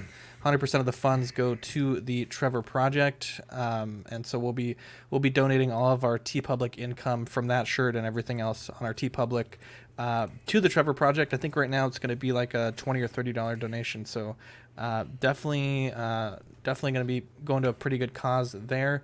As far as the network goes, we have Small Talk. They are recording this Thursday. CW Live is what you're listening to now. Only Fools and Collecting, their episode is uploading on Thursday. Collecting Rarities, they're doing a double feature episode, so they're talking about beer and then adult magazines on Sunday. In and Outs of Collecting on Friday, they're going to retouch up on some of the topics we talked about today. CW Clips, Eddie's in the process of a move, so once he gets finished with that, those should start to be updated again. Collecting Weekly Live Unboxing on Monday, we did Anakin Darkseid live. I thought it was a great unboxing. And then we also have the Okami statue unboxing there. After Dark, we moved it back to Wednesday at 10:30. We heard the feedback, guys. Your voices did not fall on deaf ears, so we're moving back to 10:30. And then Ox Plays, we're going to try to get something up soon. I know I've been playing Flight Sim, but I know some people want to play Among Ox again, or even Scribbles. So stay tuned for that. Facebook group is Collecting Weekly Auxiliary. You can find us there. We chat about the news as it comes up, and then we also just chit chat with our members. For shout out time, 6 Scale Scavengers, Brian and Chris. Chris, obviously, thank you for joining us tonight. One of the best duos, formerly trios in the biz. Optical 20, William's a great guy there, does some great live streams. JB Collection, KG Collector, big shout out to KG. He just started getting back on the video producing train, so go show his channel some love. PJ the Paradox Nerd, great guy. John was on his last live stream on, I think it was Sunday. Yeah, Rogue 16. They had a great sit and talk on Friday. Be sure to give that a listen. Boogie Manny, Jow from Third Party Reviews, Thor over at DCX, and then John the Everyday Collector's YouTube channel as well. So definitely some great people putting out some great content in the community. And yeah, that's pretty much it. Big shout out to Alvin Jules getting the super chat kicked off strong. Absolute legend. Chris, big shout out for you for coming on today. I know it was a little bit longer than we had planned. We actually have a video from you that we didn't show. We could post that on Ox. Yeah. And that way they can get a video walkthrough of Fonz's collection. Totally. But yeah, thank you for coming on. And I know you wanted to talk a little bit about Scavengers just briefly. Yeah. Just, again, thanks for having me on. I know I kind of imposed to come on, but I just wanted to chat with you guys. I love everything, listening to you guys. So I just want to be a part of the conversation. Yeah, so Brian and I are going to have a live stream on our Facebook group, 6 Scale Scavengers Collectors, sometime soon. And we're just going to go over the state of the Scavengers and, the podcast and YouTube and all that stuff. And then what we kind of plan on doing when we get back into the fold. So just kind of keep an eye out for that posting. And we just always love the conversation with you guys. Yeah, of course. Anytime you want to come on, the seat is always open. Or if you want to go to Team Yellow, my guy, holla at your boy. Sean Usby says, were you going to talk about the situation from Rogue 16 this week? We were going to talk about it, but honestly, we already knew this episode was going to be pretty long, and we wanted to keep some time for Chris's segment. And honestly, they had like a 3-hour Friday stream where they talked about it, and I just felt like it was beating a dead horse. It didn't happen in Ox, so it's not really our situation to comment on. And we could talk about it in the Patreon chat, but I felt like a lot of the points. Yeah, I felt like all of the points that we would have made were covered already, so I wanted to get Chris as much airtime as possible. Matt says no. Yeah, I don't. Yeah, he doesn't want to relive such events. Y'all were getting, it was pretty hot. So I was like, it's not our family stuff that we need to be worrying about. So, but yeah, Chris, thank you for coming on.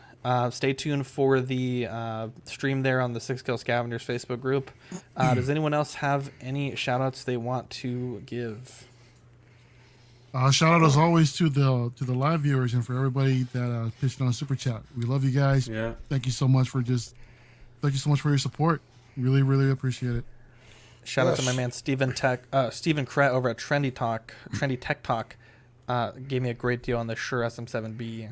Trying it out today, see how I like it, but it's definitely a neat little microphone.